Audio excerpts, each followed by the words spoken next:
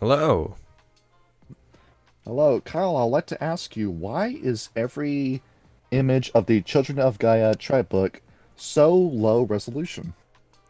It's because that we aren't allowed to have nice things as World of Darkness fans.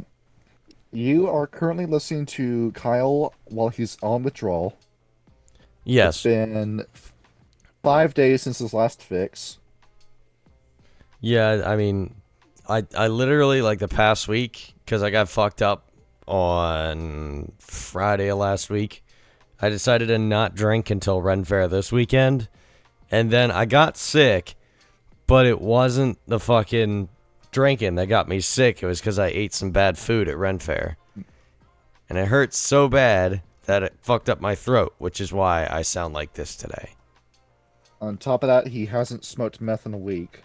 If you could please help supply Kyle with some meth. His phone number is 1-800 to my dick because he Yes, loves Tourette's guy. I do actually. I can't get This enough is the of most them. immature. This is the most immature shit in the world, and that makes sense because we're doing the literal children of Gaia. Yes, the absolute children. Yeah, the simultaneous best and worst tribe in the game. Yes, they are And quite hit and miss. most of the information we're giving you is from second edition. I can very quickly summarize first edition now. A pack of lies. The entire book. That's It yeah. is so much information that you just need to look up any other book in the world of darkness, and you automatically disprove everything the Children of Gaia say. They say, oh, we were with Confucius and we helped Confucius form Confucianism. No, you fucking didn't, because Iteration X did that. You didn't do that. Speaking of Iteration X, I would love to do an episode on them too, but we Hmm. gotta wait for Mage. And it fits because the Children of Gaia have this incredible level of arrogance to them. You saw that when you were flipping through the book. Yeah, all of them seem like the whole book. I had the second edition one. Everything in it seems so incredibly lecturous. Like I was being talked to by a college professor that just spent his whole life in academia because his degree was meaningless. It feels like you were talking to Kanye West, who said, I was the first black president. I invented a hula hoop. I've never eaten a piece of corn in my life. And you're listening to all this and you're saying, yeah, sure. Thank you for telling me this. Can you tell me what I want to hear now? It's, it's the same level of delusion that the Bruja have when you read Clan Book Bruja, where I mean, granted, they're not as crazy or as openly racist or homophobic as the Bruja, but funny because well, they are kind of like Bruja, but on the opposite side of the spectrum, the political spectrum. Like the because Bruja are like lib left and Children of Gaia Like would. the it's the it no the Bruja are the libertarian flag where it's half yellow, half black. You know Oh, the one I'm they're talking they're about? lib right then. Yeah, like the deep side of liberate. Right. They're so liberate that we can't fully talk about it. Kind of And based. the Children of Gaia are the most squishy socialists you have ever seen in your life. But unlike people who talk about socialism, they actually believe in the socio-economic theory of socialism.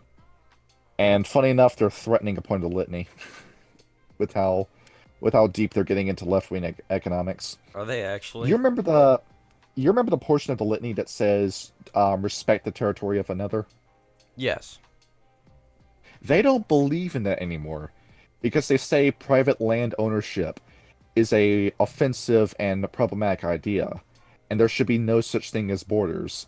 So the children of Gaia are just walking into other people's cairns and protectorates and expecting to be treated as guests and as neighbors for doing that.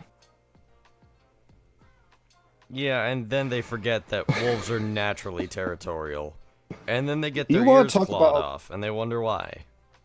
yeah, like Werewolf Den keeps forgetting that werewolves are like emphasis on the wolf. It's in the fucking name. We can pull up a picture of like wolf territories right now Oh, yeah. because there was that. I think it was Yellowstone where they had those wolves that they chipped, and then they marked their territories because the wolves kept walking within a specific I'm pulling this up. It was Voyagers National Park. Please excuse Yeah, the iFunny. Um, yeah, there it is. I posted in history pages. I found it. I'm gonna pull it up. Yeah. All right, there. Yeah, Yeah, so you have it on screen. this is what I'm gonna show everybody. This is a detailed map of all the known paths of wolves within this central park here. This is all up in, I believe, northern Michigan, if I know Yeah. correctly. And it's saying that wolves don't have territories is same as Oh, saying no, what is gender to Minnesota. a wolf. Minnesota, not Michigan. It's the same as saying what is gender to a wolf. It's the same kind of stupid bullshit where you just become slowly detached from reality, and you forget that you're talking about animals and not people. Yeah, Get so out of like, your echo chamber sometimes. yeah, there it's And, very clear that they that even in the animal kingdom, territory is a very real thing. and speaking of Werewolf Den, in their video, they talked about running a LARP for years, a live action roleplay for years. Um, where I don't know how you spend that much time in World of Darkness and you still get this stuff wrong, but they said whenever they would have a new player join, and God bless them for meeting these guys, they would always recommend the Children of Gaia to them as um, their first player group. That or the other players would recommend it. And then as they would play the Children of Gaia, they would realize that they didn't like the Children of Gaia, and that's because you didn't understand what the Children of Gaia are. The main conception with this tribe is that they're pacifists, and you know from the reading that that's not true. Yeah. They're It is it's as complex of an idea as the LGBT community, where it's so many different contrasting values and beliefs that it kind of feels like this tribe needs to be split in two sometimes. Yeah, it's like from the different camps that I was reading about, it seemed a lot like there was a lot of conflicting ideas, and that kind of goes with the tribe as a whole. Some of them want to abolish territory altogether. Some of them want to cut loose certain other tribes of werewolves. Some of them say we all need to work together. There's a lot of split ideas in this tribe in particular. And you might be asking, why haven't all these guys killed each other? It's because most Children of Gaia are pussies who would rather talk than fight. So that's why they're not like the Sabbat, where the Sabbat aren't ever going to accomplish anything because the Sabbat only kill other Sabbat. The Children of Gaia know they need to work together. Oh yeah. And it also helps they have my favorite totem, but we're going to talk about her when we talk about totems proper. Yes. Alright, we can stop this song. Would you like to know why they're called the Children of Gaia? Do regale me. Like the Emperor's children, the reason why immediately went to their heads. And there's a lot of similarities between 40k and Werewolf. This is one of them. And for anyone who knows 40k, think about the Emperor's children as I'm describing these guys. Because there's a few more connections that I would have immediately thought. The reason why they're called the Children of Gaia is because in the Savage Age, in prehistoric times, 5 werewolves were killed by other lupus werewolves, and Gaia, back when she had her world-altering magic, cried tears onto the werewolves. I'm not entirely sure what that would have looked like, but it revived all 5 of them that were killed. And those 5 who were revived by Gaia immediately called themselves the Children of Gaia because Gaia technically gave them a second birth through the All right, revival. that makes sense. Which also explains why these guys kind of like the girl, because it's necromancy, but it's not necromancy, but it is necromancy, but it's not necromancy. It's the difference between revivify and raise dead in D&D. I mean, Where it's yeah. it's the same thing, but one has a nicer label to it. Yeah, the girl And know as how to his, fix people, not necessarily raise the dead. it's- well, no, the girl do raise the dead. It's Oh. yeah, but they also are healers, so you're not entirely wrong in saying that. Mm-hmm. What's the first historical event that we talk about every tribe with? The first event, Yeah, the first moment in history, in Gilroy history. usually the Impergium. Yep, and we already know the story behind this. Yep, basically the Garo really. get together and go, hey, yo, the humans, they started talking to the worm, they need to go. And of course, the Children of Gaia outright refuse. And it's because these guys are in close commune with Gaia. And honestly, they have a point here. They know that the original intention behind the werewolf is that they're supposed to be humanity's teachers. So what the fuck teacher kills their students? And they become the not only are they lobbying towards leadership to say stop the Imperium, but they're taking other humans and hiding them away from other wolves. They're keeping these humans alive, but it's not like the Shadow Lords, because the Shadow Lords only did that for breeding stock. No, the Children of Gaia genuinely care about and love humanity. And of course, they team up with the Fianna, lobby towards the Silver Fangs, the Imperium ends, the litany is made. We know the story about this point.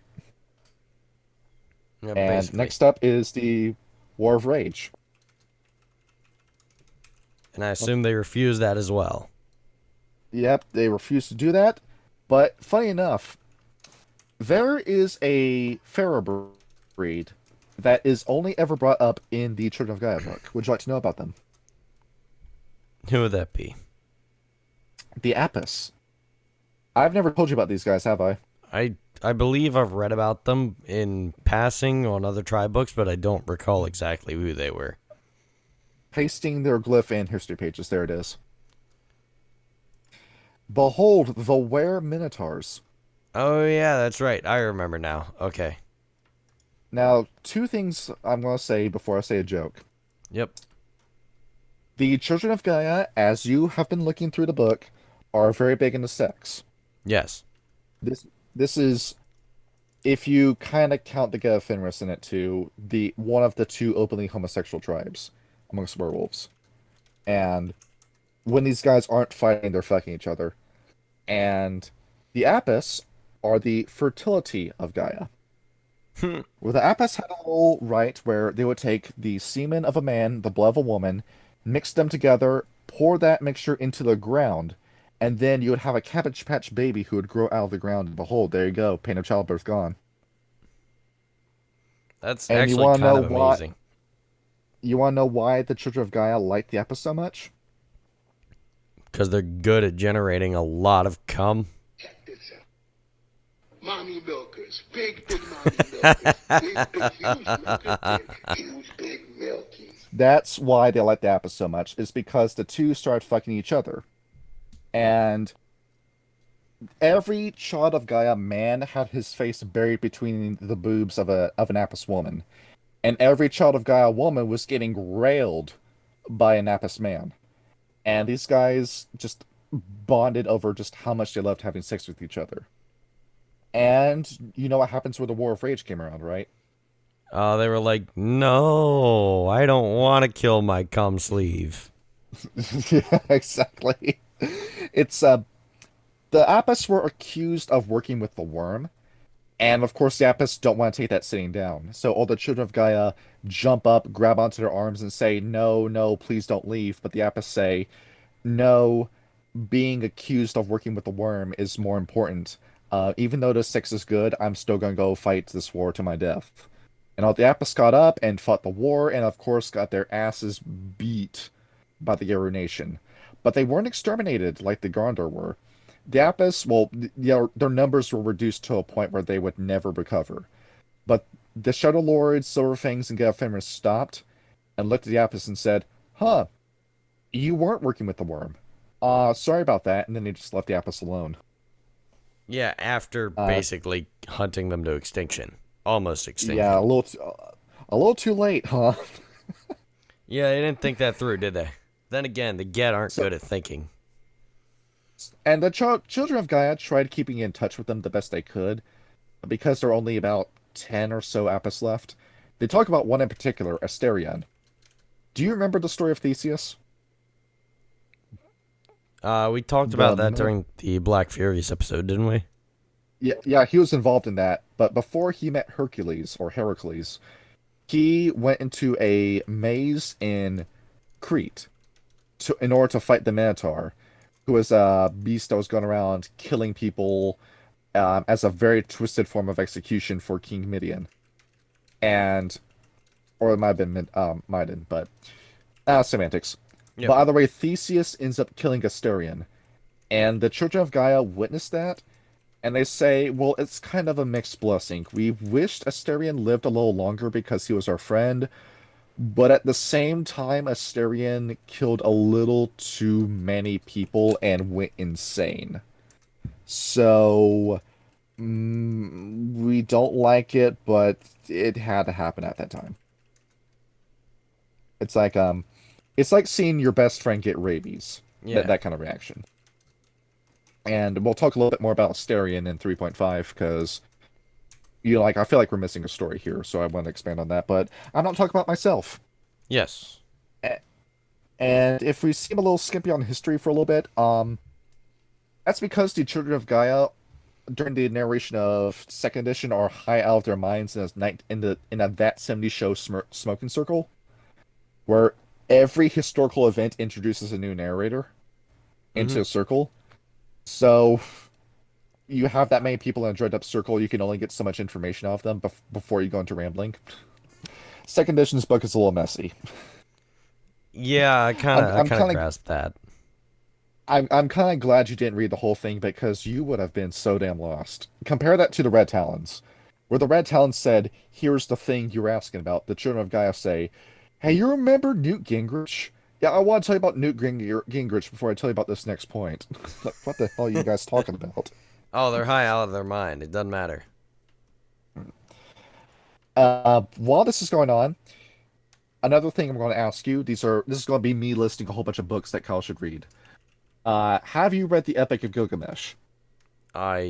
Dude, I barely fucking read. You love Akkad, don't you? You love the Akkadians. I guess. And you love the guy who likes LARPing as the king, Sargon. Oh god, no. I stopped watching him years ago. That's the master of facts and logic, right? Bro, I don't want to remember my cringe fucking right-wing phase from like 2015 to 2017. So the actual Akkadians wrote the Epic of Gilgamesh, which is actually a pretty cool story. You meet this guy who's half man, half god, Gilgamesh. In the context of World of Darkness, he is a celestial chorister, the mages who believe in God. And he's a pretty mean asshole king who treats his subjects poorly until he meets a man out in the woods called Enkidu, who is a gangrel in the World of Darkness. And the two end up meeting.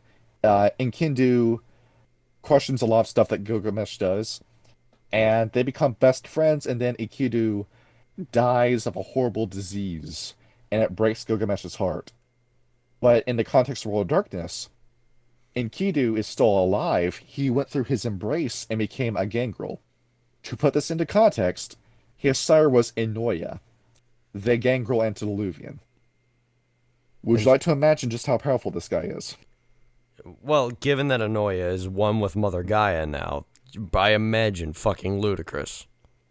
Antediluvians. And we briefly mentioned just how powerful Vasilisa was in the Charlotte's episode. I believe we talked about it in the Charlotte's episode. But this guy was alive during the time of miracles. So take the level of power you're thinking of and then go beyond that. Dude, because you're not thinking powerful enough. Dude's got like demigod powers. So he comes up to Gilgamesh and says, "Hey, I got these new powers. Would you like to join me in being started into Clan Gangrel?" And Gilgamesh begins to think about this. Now the Children of Gaia come in. The Children of Gaia have a pretty important figure in their lives, and keep this in mind because this entire story is relevant. We're going to bring this up in a minute. So this is actually a great time for me to be unprepared because I'm pulling up the name of this character because it's in Akkadian. Well, I mean, that's not your fault. It's in Akkadian. Right. It is Siduri Sabitu, who's in the Epic of Gilgamesh, where she comes to Gilgamesh and then explains to him what being a gangrel entails, and then because she intervened, Gilgamesh denies the chance to be sired into Clan Gangrel, and then finishes the Epic of Gilgamesh, where he becomes a great king of the Akkadians. And then the Great Deluge happens and ends up killing everyone in the area, but Gilgamesh probably survived because he had god powers, and Enkidu, we know he survived because we have to claim Book Gangrel for that. Right. And I was saying before in history pages before we did this episode, how the hell did the werewolves survive the Great Deluge, the flood of Noah's Ark? But then it turns out I was reading it, and no, it only happened within the Middle East and Europe, and it's we would have known something about that in the Wendigo book, had the Great Deluge reached them, and the Quajian don't talk about it at all. So it was just in the It was biblical a setting with the local. Great It was Deluge. like a 1,000-year flood just in that region. Pull up the Black Sea hypothesis. It's pretty interesting. Yeah, I'm gonna pull it up for everybody. Yeah, to pull up the Black Sea hypothesis. So Yes. yeah, this was like the general area where the Great Deluge will take place at. You can probably just pull up a picture of the Black Sea in general. Yeah, I've got the wiki page up for everybody. Yeah. This was actually a pretty interesting read. I was looking at that for 30 minutes before you joined the call. Yeah. And after the Great Deluge, we have the Empire of Babylon. And they worship demons. The fallen demons.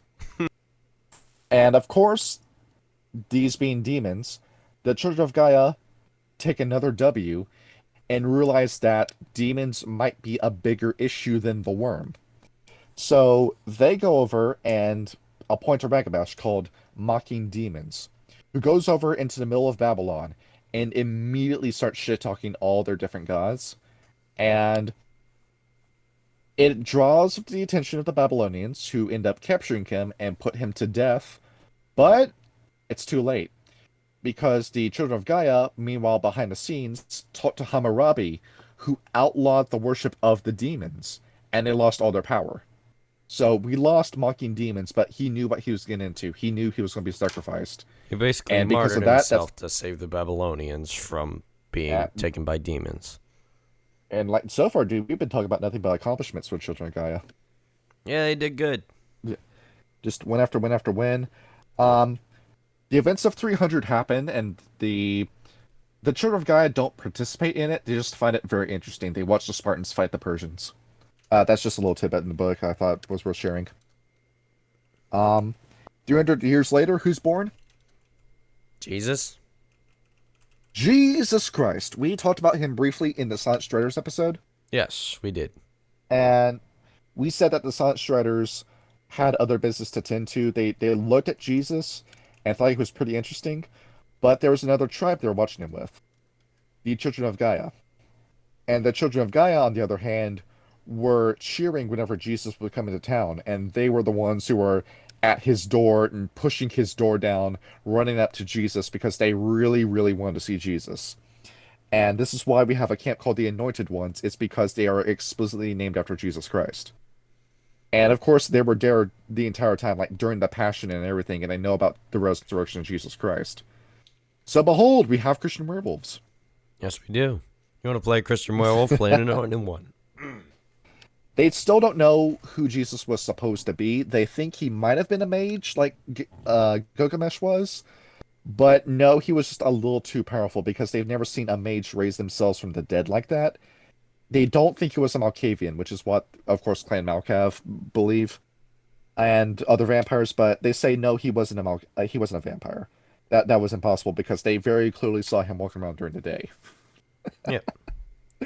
That's a very easy way to tell when a vampire's lying to you. Just anytime they start talking about Jesus Christ. Yeah, basically. I feel like at some point we should, like, gather all of the World of Darkness information on Jesus to find out what he was. Like, he could have very well just been, werewolf kindred. Because... Well, we get confirmation on that in Demon of Fallen. Do we? He was the son of God. There you go. Yeah. There you go. My Yeah. whole religion just blown to shit by the World of That's Darkness. what you gotta repent today. Nah, I'll be fine. We are in final nights. You gotta get to Jesus before the worm gets to you.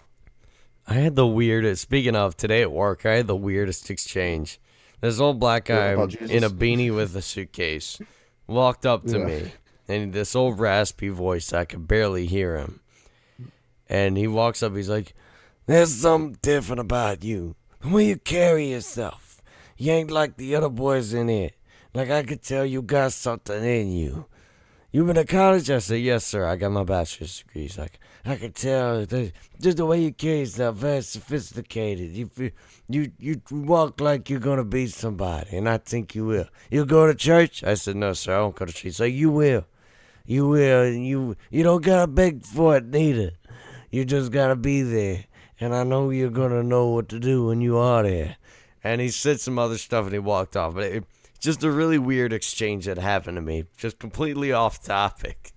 But Well, it sounds like you gotta go to church now. I guess I do.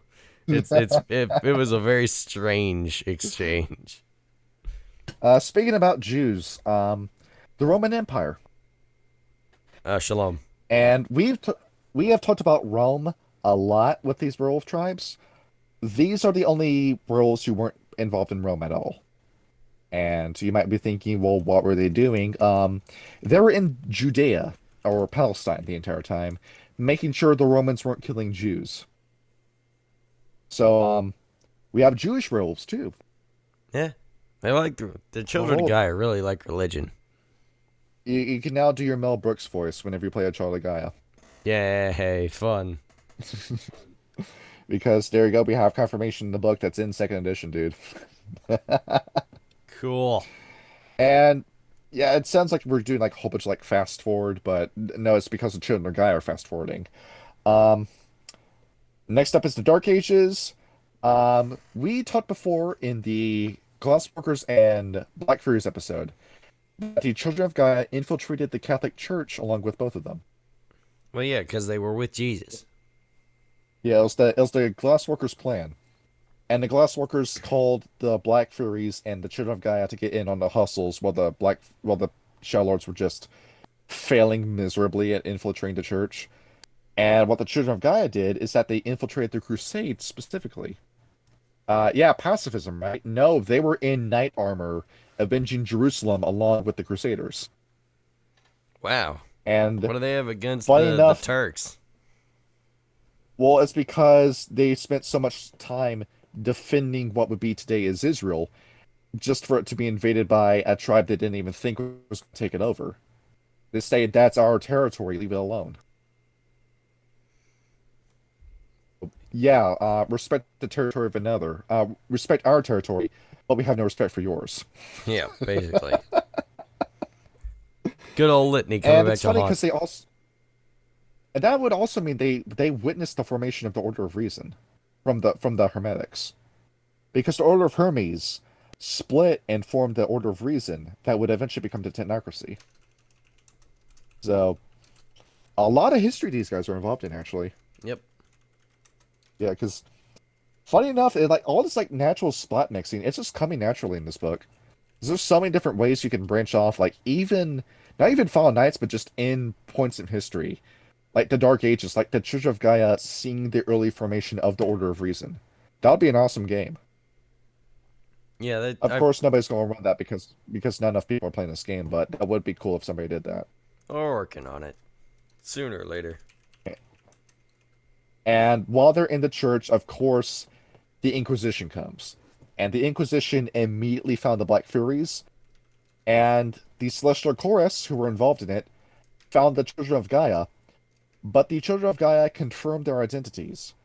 Not only were they extremely knowledgeable about Christ, but they reminded the Celestial Chorus about their time with Gilgamesh, and the Celestial Chorus spared them. Yeah. Fucking. That's such a cool thing to me too, because just like seeing like other groups like working together that aren't like just werewolves. It's like werewolves and mages. That combination. always does. I imagine that's why you include them in the the Cult of Ecstasy chick, Freya, Yeah. in our Thursday game. Granted, the Children of Gaia would eventually forget the Celestial Chorus and side up with another mage, but we'll get to that. Skipping ahead more, English Civil War, also known as the War of Three Kingdoms. You've seen the Tudors. You've seen a bunch of shows that take place around this time. You know what happened, and you also read the Fiona book, so you also know what happened. Oliver Cromwell time. Oh yeah, that asshole. Right. And they tried their best to support the Fianna. The Bonars also participated. They tried saving the Fianna, but of course it didn't work because we know history. Yeah. The British win, and then the British Empire forms after Wales, Ireland, and Scotland lose the war, and then the British Empire takes over everything. And that order of reason I talked about balloons in size because of that happened. Yeah, the Weaver's strongest ally gets his And favorite country. and then establishes the British Empire. Yeah. And speaking of the British, that steamrolls into the next point, the American Revolution. Um, I am going to go in more detail about the revolutions when we talk about the Bonars, because the French Revolution is a pretty central point to the Bonars. But to very quickly talk about the American Revolution, um, funny enough, the Children of Gaia participated in the formation of America. Alexander Hamilton was a kinfolk, dude. Really? Well, they don't bring him up by name, but they had kinfolk within the founding fathers. That is a pretty cool plot point. I really like that.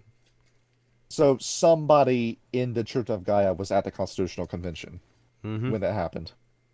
And I need to go back and change a plot point I made in 3.5 because of that now. But out of the way, they end up forming a totem around this time. Eagle. Kind of based. Would you like to guess what would you like to guess what he's about? Freedom. Exactly. We'll talk more about him in the totem segment, but it's around this time where Eagle becomes part of their part of Unicorn's brood. We forgot to mention Unicorn. She's always been with the tribe. Don't worry about that. She's always been the tribal totem for the Children of Gaia. And now the Children of Gaia kind of piddle out because that was their last accomplishment.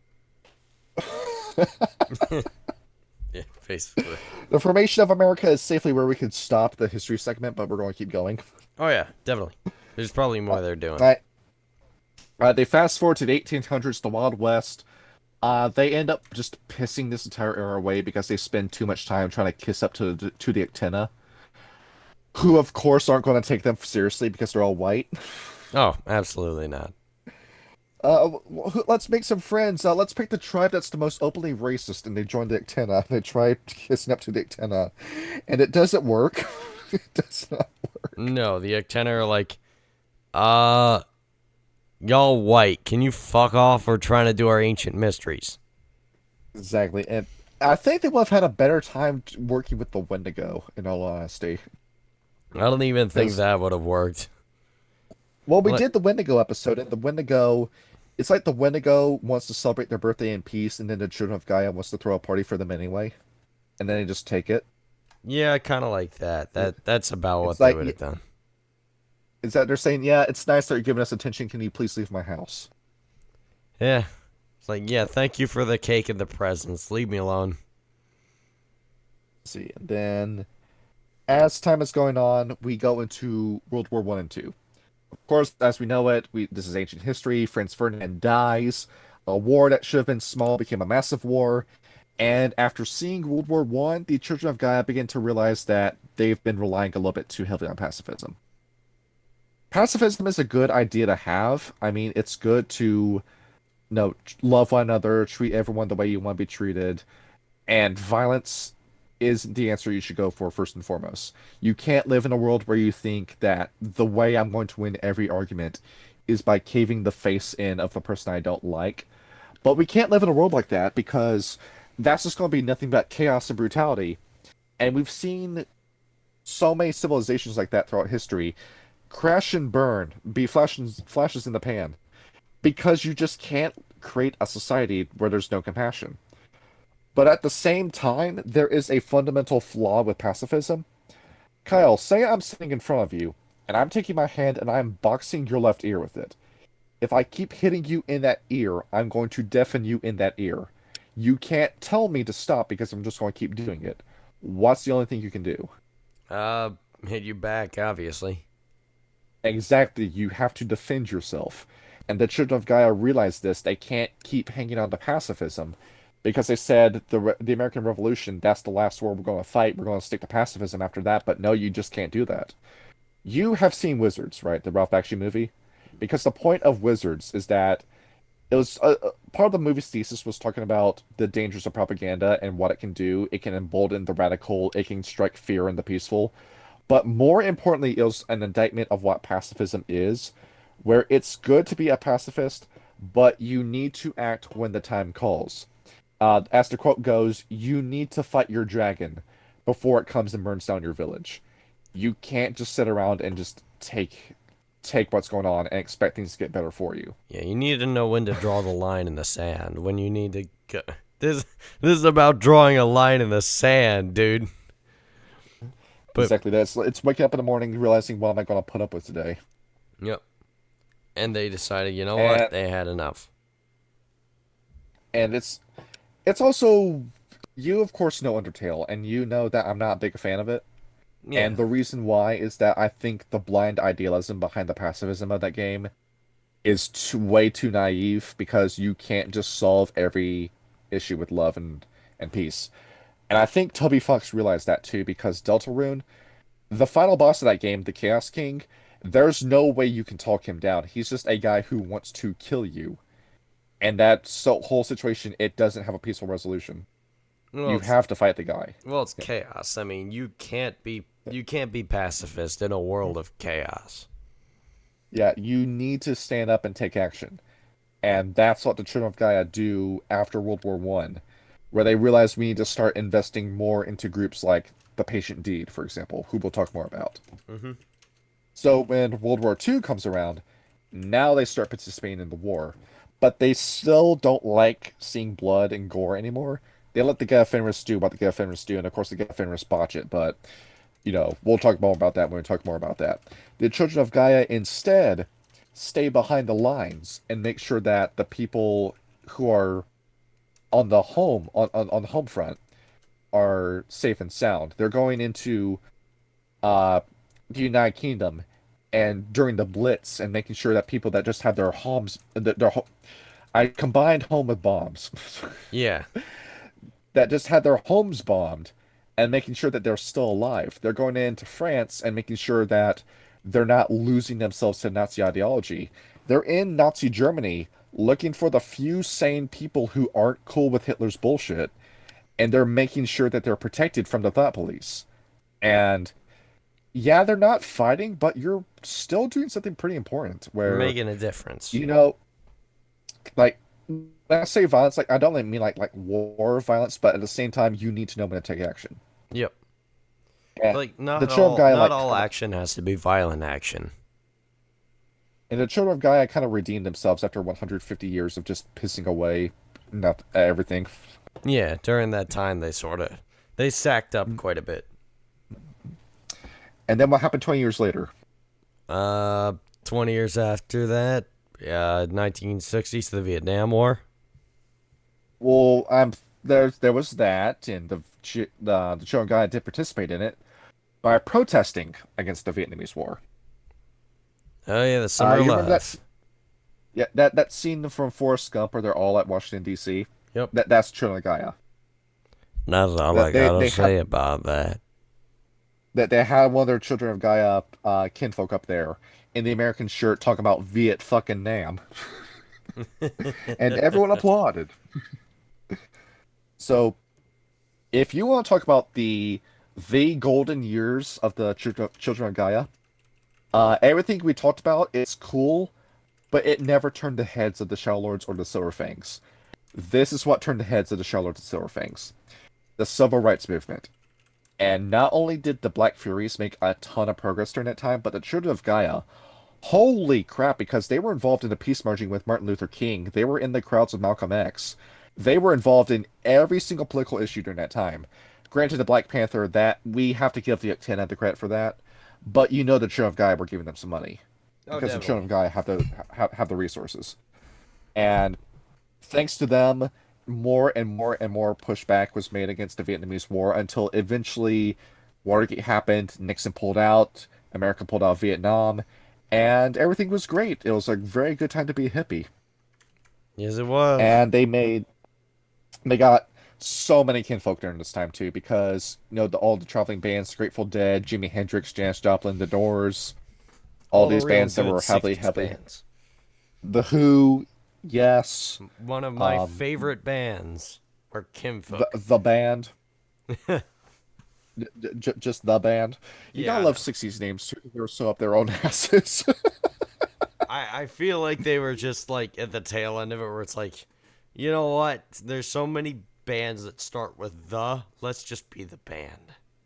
Yeah, the band, and they were involved in all of them, and of course they were at Woodstock with everyone else smoking dope, peeing in the worst bathrooms you could possibly imagine. It could Oh, be as bad as Woodstock '99. the worst bathrooms until Woodstock '99, Or the worst toilet and in they were, Scotland. and we talked about sex before, and the entire time the Children of Gaia were having sex, the entire 1960s, 1970s. And there are so many Children of Gaia now. I think they're one of the most numerous kinfolk, specifically because of how much they fucked in the 60s and 70s. Yeah, they were just everywhere, just. Aww. And, and even if they didn't have any kinfolk from it, they still made allies, and they got involved in stuff like the music industry. And because of that, the Children of Gaia made a ton of progress within 20 years. Because now we got a mob that we can call up to start protesting against Indron, which is a picture that appears in the book is them like protesting Indron. We now have a lobbying group that we can just call on demand. And the Silver Fangs, who have been wasting years and years in Russia fighting dragons. Well, yeah, I guess it is pretty important, but you could just get a mage or the Technocracy. The Technocracy hate dragons, so you could just call the Technocrat on that and then save yourself the trouble. And the Shadow Lords, who are beginning to lose control over Russia thanks to Nikita Khrushchev taking control, Yep. and they look over at the Children of Gaia and they think to themselves, "What the fuck? How did you make so much progress so quickly?" And the Children of Gaia say, "Well, we killed them with kindness. That's how we did it." And it worked. But they did it in that very asshole, arrogant way the Children of Gaia are known for. And thus ruined their good faith. Yep, and everything just swelled to their heads after that because yeah, that was the last real historical moment with the Children of Gaia, but ever since then, they've just been making nothing but progress, just very slowly. They have infiltrated every leftist movement, across the world, really. Um, well, we probably shouldn't say that about Turkish because, when I'm in a racism contest and my opponent is a Turkish leftist. Honestly. Honestly. And we can't really say that about the American left nowadays because Pentex has infiltrated that. Yeah, it's like the 2022 Pride Parade brought to you by Pentex. no, not just there was like I think it was like honestly Rockefeller Banks Yeah, or no yeah. JP Morgan Chase Bank, that was it. JP Morgan, BlackRock, They Eli Lilly. Yeah, it's a bunch of bullshit. You remember the last year it was based to be a leftist was 2013 with Occupy Wall Street. Yeah, because And they actually realized they were getting fucked over by the system, and that yeah, all their taxpayer money bailed out the banks while they couldn't afford to buy their houses anymore. you elect Barack Obama. You elected Barack Obama, who said he was going to do all the sweeping change. He was going to bring the troops back from Afghanistan. He was going to improve black communities. And instead, what does he do? He appoints Ben Bernanke, who engineers the housing crisis, where everybody loses a shit ton of money. We entered the 2008 recession that never really ended because Trump was only like a buffer year. And it also depends on like how much you think Trump was actually involved in like helping the economy during that time. Because was the economy always ready to bounce back, or did he actually do something? It's up for debate. But 2008 was not a good year, and thanks to Occupy Wall Street, everyone realized that the leftist mob was at the door. We had to do something about it. So instead, let's just distract them with a whole bunch of meaningless bullshit that doesn't mean anything and just distracts you from the real issue. And now we live in the year where everyone if you tell me you're a leftist, you have to do a very good job of convincing me you're not an NPC, and I don't like Well, saying that. it's not I don't just feel pride in saying that. it's not just But that. It's like you either are the people that just kind of watch the news and float along, or you have actual violent communists who wish to bring harm to people for the crime of wanting to better themselves. yeah, Antifa, who's just a measly group of 800 people, and just the amount of destruction that can cause. Yeah. And they destroy. Oh And my. what do? They don't storm like corporate buildings. They don't fuck up BlackRock. They don't fuck up Lockheed. They don't trash gated communities where all the people live. What do? They burn down local businesses and trash local police cars, and fuck up local communities. And they say that they're fighting, and they say they're fighting on the good guy. You can't fucking say that you're the good guys when you're trashing the very working class communities you claim to protect. Fiery but peaceful protest in Minneapolis. Exactly. The world needs to turn on Gaia more than ever, because this was back when, like, this is the 90s kind of leftist, where I can respect that. If you have those kind of values, like if you were like the Bill Clinton Democrat, that's respectable. When you were out in Times Square saying, "Why the fuck are you sending our young men to the middle of the fucking desert over a couple of planes?" Something that you did that you didn't tell us about until 20 years later. Oh, Kyle said it. He said it.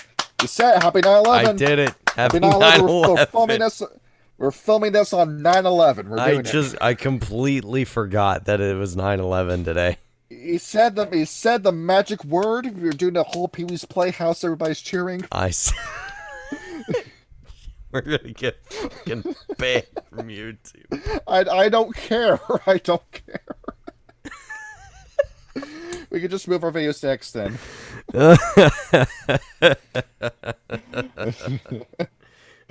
Jesus Christ.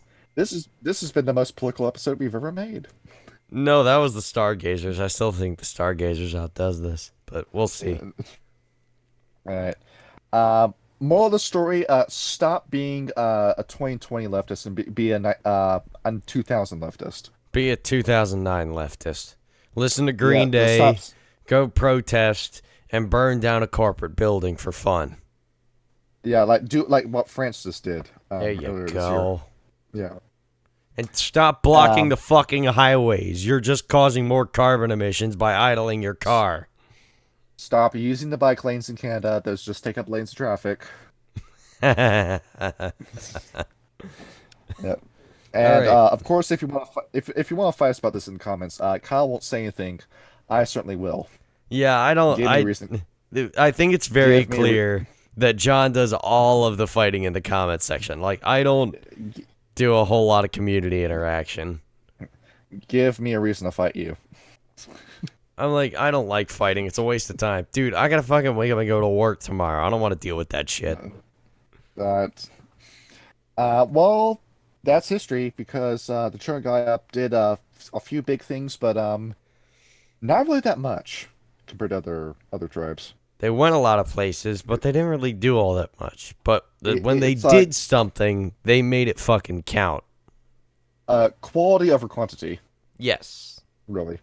And where can I find a Child of Gaia? Anywhere.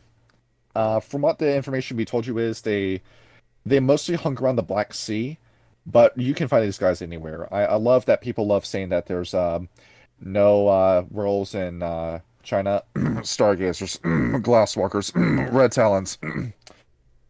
Oh, sorry, I meant to say stargazers, glasswalkers, and red talons. I don't know what that was. I think you had something in your throat. Add the Children of Gaia to that list, because they're in Asia too. See, here's the thing: when you're a tribe that does more fucking than any other tribe, you tend to garner a status of ubiquity. You tend to be like Genghis Khan, where 1/4 of Asia is related to you. Yeah, 1/4 of Asia is Children of Gaia. That you can say that's a life goal. Like I want to get as much poontang as Genghis Khan did. Look, Genghis Khan, he wasn't a child of Gaia, but he sure did fuck a lot of them. He was a Shadow Lord. Yeah, there you go. That would have made a lot more Midas, though. We have the two most numerous werewolf tribes, the Children of Gaia and the Shadow Lords. All because of fucking. Yep. The other moral of the story, have sex. Yes, have sex, have children, get married, buy a house, This is and live the American dream. this is a call to action. By the way, the litany. Oh yeah, that. Um, what's the first time the litany again? You're not supposed to do that. Yeah, Garrow shall not mate with other Garrow. The Children of Gaia completely disregard that, and they Yeah, I'm sorry say, you did. but they don't even have a point like the Shadow Lords do, because the Shadow Lords say, "Oh, we're gonna make more metas. I'm gonna send my baby out to die for me in a fight against the worm." Shadow Lords make for great parents, but the Children of Gaia just do it because they just wholeheartedly don't see the value in that law. So there are a lot of metas in the Children of Gaia, and that's also a downside. There's a lot of metas in the Children of Gaia. Metas are sterile. So, are we going to see a population bomb with the Children of Gaia? More than Hypothetically. likely, yes. But if those that are purebred children of Gaia manage to do more fucking, then I think they can still repair themselves, because there's a lot of fucking going on. And another funny culture thing I like to mention, vegan werewolves, I beg your fucking pardon? their their veganism is a thing in the Children of Gaia. They won't eat animals. They're fucking wolves. They're Exactly, and carnivores. like even the lupus werewolves will go vegan. I that is so And profoundly retarded. I have nothing to say about that. it's funny because now I'm imagining like stuff like Kimba the White Lion, Oh where my you have god. like a wolf who's like, yeah, like a wolf who's like walking up to a rabbit, like feeding the rabbit instead of eating it. Oh my good god. No, what was that This one would really shitty like 3D animated movie about the vegan lion? Oh, Saber Spark did a this is the video first about time it a long time ago. I can't remember. this is the first time you bring up something that I don't know about. Yeah, I remember it from a Saber Spark video. It was a while ago. I gotta find it though. It's And really fucking funny. here's one more thing that both Werewolf Den and Rage Across the Internet forgot to tell you about the Children of Gaia. Um, so there's a unique martial art within the Children of Gaia. Kind of like Um, the one it's the Stargazers art of have. it is the art of hitting a man over the head with a stick. Actually, Yes. What we would know it today as is Bojutsu, but they have a name for it, and they say this is a an ancient Sumerian martial art. That's it actually has some like historical accuracy to it because yeah, and the Vedics around the period fought very similarly. It is called Iskaku, the way of the staff, which is the art of taking a staff and hitting somebody over the head with it. I assume that's why there is a werewolf with goat horns wielding a staff on the front cover of the book. Yeah, you see that stick? That's the Iskaku staff. Right. Yeah, but I yeah, noticed it has like the swirl of the Taijutsu on it. I end up looking through Rolfden's video on the Chonagaya again. I'm thinking if you guys were so knowledgeable about the Chonagaya, why didn't you bring this up? Hmm. But what they can do with that is that like Hylin did with the Stargazers, this opens up a new combat system with werewolves, where now you have maneuvers. You have Battle Master maneuvers from D&D 5e, and smites, which paladins can do with these staffs. That's pretty tight. I'm not shitting you. You can. There's a smite feature,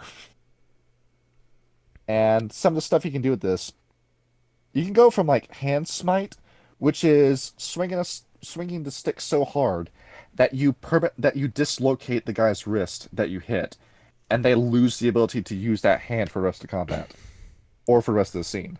It's like that.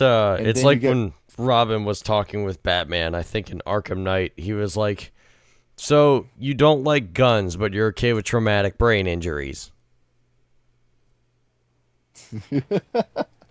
and then you have the level 5 trait Adanu Lukur Daku, which is translated to the appointed time of the enemy's demise. This maneuver requires two actions. First, you make an attack.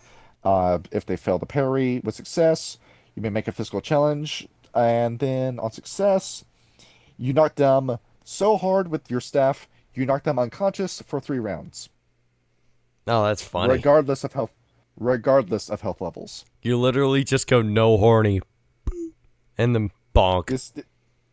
This works on Zamichi and Zulu Warform. I beg you what? But okay. Yeah, because of how vague those rules are written. Yeah, that works on Zulu Warform. That's fucking hysterical. You get this big, Now- giant, just amalgamation of flesh and scales, and it's just an absolute murderer of men, and you hit it with a blunt stick, and it's gone for 3 rounds. That's fucking stupid. Are you regretting making Tyler a Fianna and not a Child of Gaia now? Oh no, not in the slightest. I'm just sad I didn't play a Child of Gaia. And speaking of Fianna, let's do relationships. Oh, do you want No to do answers. camps or relationships first? Let's do relationships first because you get no straight answers.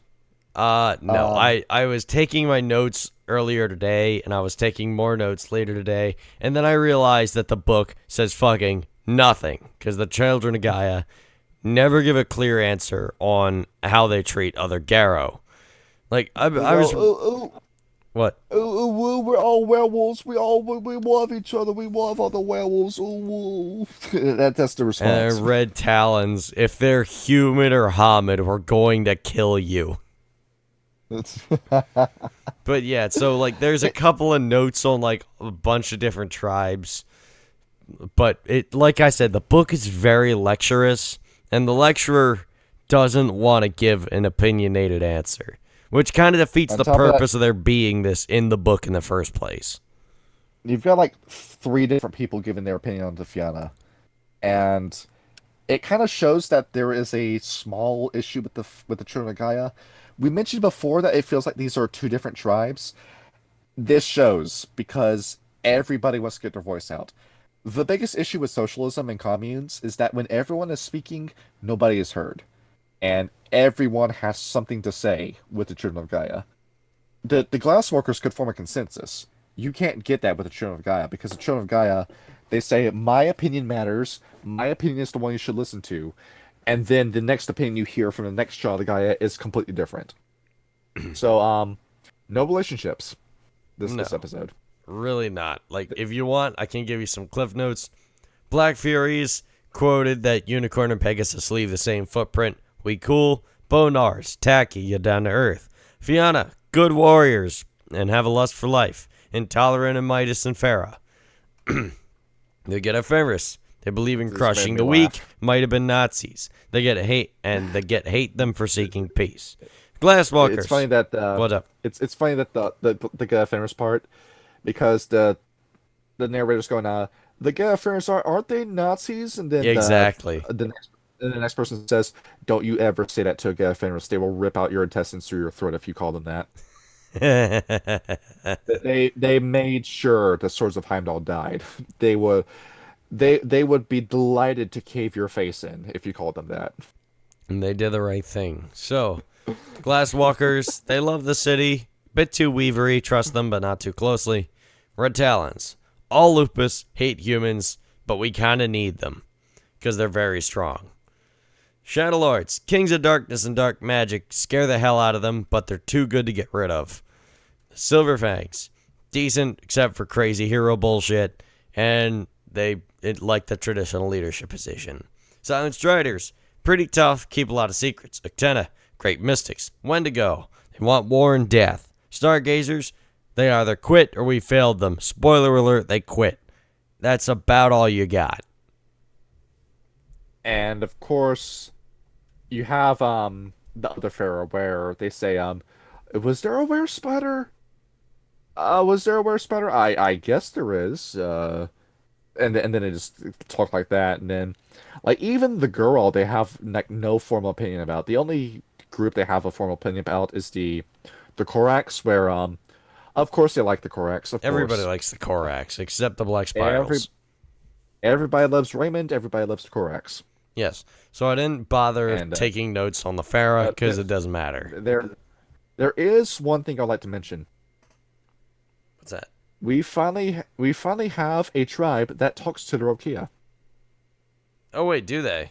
I missed that. Yeah. Shit. Uh, it's people say the Rokia are evil, but they're not. They don't hold grudges against us. I don't know if what all they think about us. It's not that we slaughtered the Rokia during the War of Rage because we didn't. There's simply just nothing to discuss with the Rokia. The Rokia are very simple. I told you what their litany was. It was eat, sleep, fuck, die, and that's it. Kill, fuck, die. Hell yeah. Yeah. Um, And as we're going to talk about in totems, there actually is a way for the Children of Gaia to talk to the Rokia, but keep that in mind. I did see one interesting thing is when they were talking about vampires, and Yeah. they were sort of split on vampires. Like what? This is another Ouroboros issue where it's so profoundly stupid, but continue. So like in the book, one of the people attending this lecture, so to speak, wondered if Gaia's peace is just for the Garrow, which sort of implied the fact that maybe they should be working with vampires but aren't. However, the one of the other lecturers uh, vehemently disproved of this notion because, well, obviously they're very. How would you align vampires? I guess Well, it all compare depends. this to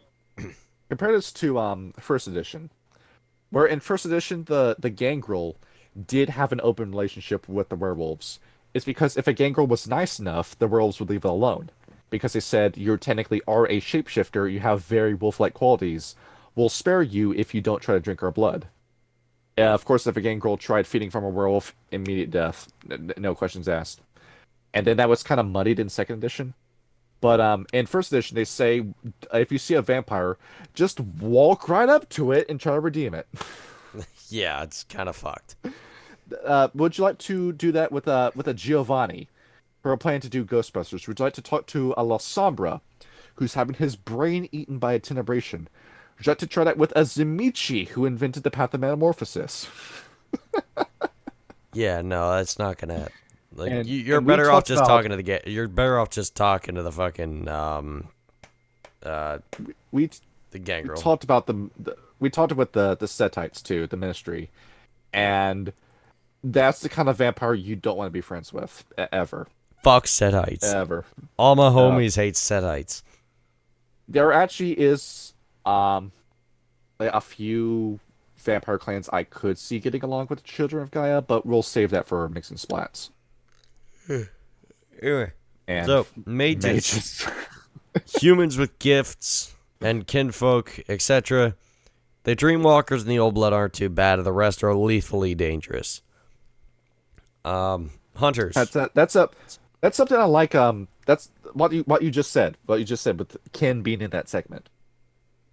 There What? are Children of Gaia kinfolk who become mages if they can't first change. And that's a very important tidbit to add because I'm saying like, well, what happens with all some of these kinfolk? And yeah, you have the entire book dedicated to kinfolk, but dude, learn some magic if you can. And there was one tradition of mages who would love to teach you some magic. Who would You that be? remember I told you they forgot the Celestial Chorus Yeah. because during that Dead Hand Woodstock time, they found out who the Cult of Ecstasy were. Yeah, And and they forgot. yeah, put two and two together and find out why they're their favorite mages. It's Oh, also I don't know. it's also interesting that they didn't bring up the individual werewolf tribes by name in first edition, but they brought up each individual mage tradition by name in Children of Gaia first edition, which is incredibly bizarre to me, given Yeah, that they that is have more kind to of say about strange. wizards. Um, so to very quickly summarize that, since I didn't send that to you, they like every member of the nine traditions. every member of the nine traditions, they like them. Like from the Order of Hermes to the Virtual Adepts, they get along with all of them. I find that rather Granted, surprising. the nine traditions don't exactly feel the same way because some of these traditions aren't nice. Like the Order of Hermes, they're not very nice, and they want the cairns that the Children of Gaia live in because they want the quintessence to fuel their spells, which is in case you're wondering why Freya Sanders is so powerful in her live play, that's because of the cairns. She spent time in the Black Furious cairn, and that's why she's as strong as she is. Just like being in a portal to the Umbra, like partial portal to the Umbra, fuels her power. But we'll talk more about Mage when we talk more about Mage. But Yeah, either way, that makes me very more concerned for Grimm's relationship with her. and more stupidity amongst Children of Gaia. They say no. They say there's no issue in bringing a mage into your cairn. Take no action that will allow a cure to be violated. Right? Yeah. I totally can't see that fucking going sideways. Just bring in that mustache twirling chromatic. Just bring in that whack job, Sons of Ether. Just do it. Just do it. We're friends with everybody. We can't hate anybody. We gotta love everybody. Just Yeah, gotta be and then they harvest your fucking Karen for a ret. Exactly. You didn't think this through, did you, buddy? Yep. What about the hunters? The hunters. They are much like the mages. They are much like the mages, although they seem to be directly hunting the werewolves. Although the Children of Gaia believe they are blindly doing so. However, they feel as if they have the strength to counter their own gifts and their what are the hunters' power is that referred to? I forget. I I'm remembering what the whole power system is, but like it's like honor, zeal. It's like your conviction is what fulfills your power in Hunter Right. Reckoning. So they feel as if that they put up a fight, but they can directly counter them. They're not too worried about hunters. Yeah, and once again, you might actually. This is another group that they want to foolishly make friends with, but they might have a point with hunters, because there could be some kinship as long as you don't reveal. Do not reveal that you are a werewolf, but you can. Yeah, conviction is what the power is called. So I was right when I told you.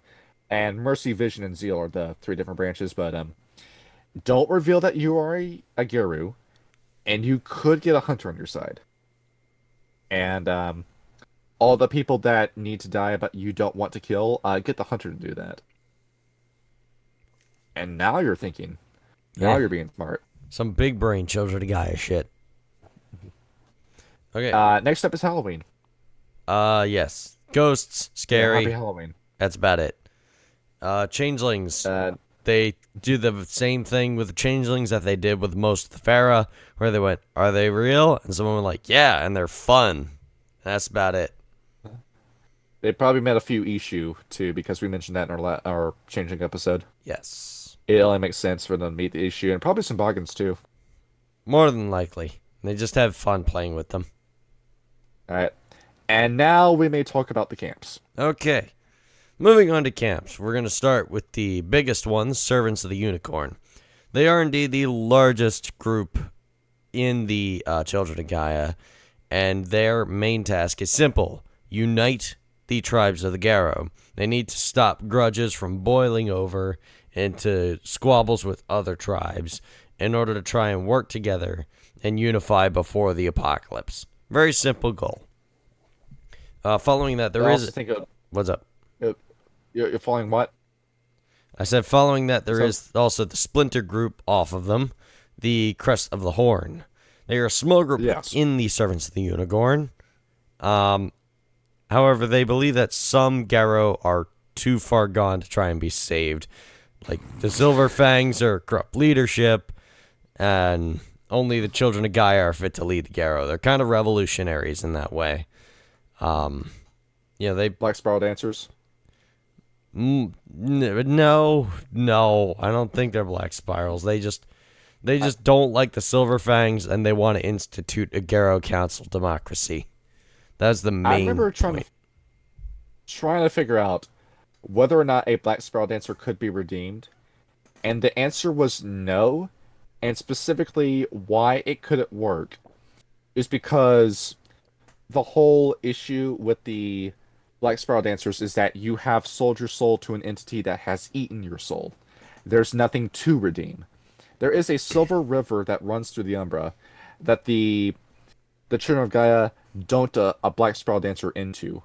And then they pulled him out and they found out he was still corrupted. They dunked him back into it. They pulled him out, he's still corrupted. They end up like tying concrete around his feet and just like drop him in the river where he can breathe because it's like high up levels of oxygen within the water. And he sits there and he's still sitting there. He's been in that water for years and he still hasn't been redeemed. And this is supposed to be a river that purges you of corruption. And it's just impossible to do with the Black Spiral Dancers. So they really, really want to see a Black Spiral Dancer redeemed, but it's just not going to happen. Yeah, because it has no soul. And typically, the Children of Gaia really are the glue that are keeping the Werewolf Nation together, because you swear some of these guys should be killing each other already, like the Red Talons and Glasswalkers. You know that at some point, if it weren't for the Children of Gaia, they would have killed each other already. Oh, definitely. And it's thanks to the Children of Gaia and the Servants of Unicorn that hasn't happened. Yeah, there's a lot of Garrow who I feel like would be fighting had the Children of Gaia not existed. Yeah, this is a pretty good tribe, all said and done. To do a lot of stuff. Yeah, they do. Like, no, they're not fighters. That's not in their nature. Like, they'll act, but they don't always fight. But they are lethally important for the politics of the Garrow. And don't compliment them too much. Well, no, they already got a big enough fucking head. What's the next camp? Next, the imminent strike. The time for talk is past. The Lord's work must be done. So the imminent strike, they want to only work with tribes who they know will cooperate for them. They will leave other Garrow behind, which they say in the book. It is harsh, it is damning, we have no right to leave them out. But leave them out we must in order to triumph. So they go in order of like a bunch of different tribes that they have issues with. Like they say the Shadow Lords are dead weight, the Get Ephemeris are problematic, the Black Furies need men, the Wendigo need to accept settlers, the Red Talons need to accept humans. But you know, they want to cherry pick the Garrow who they know will work for them. Yeah, who are the Black Furies? Fianna just named two of them. Yes.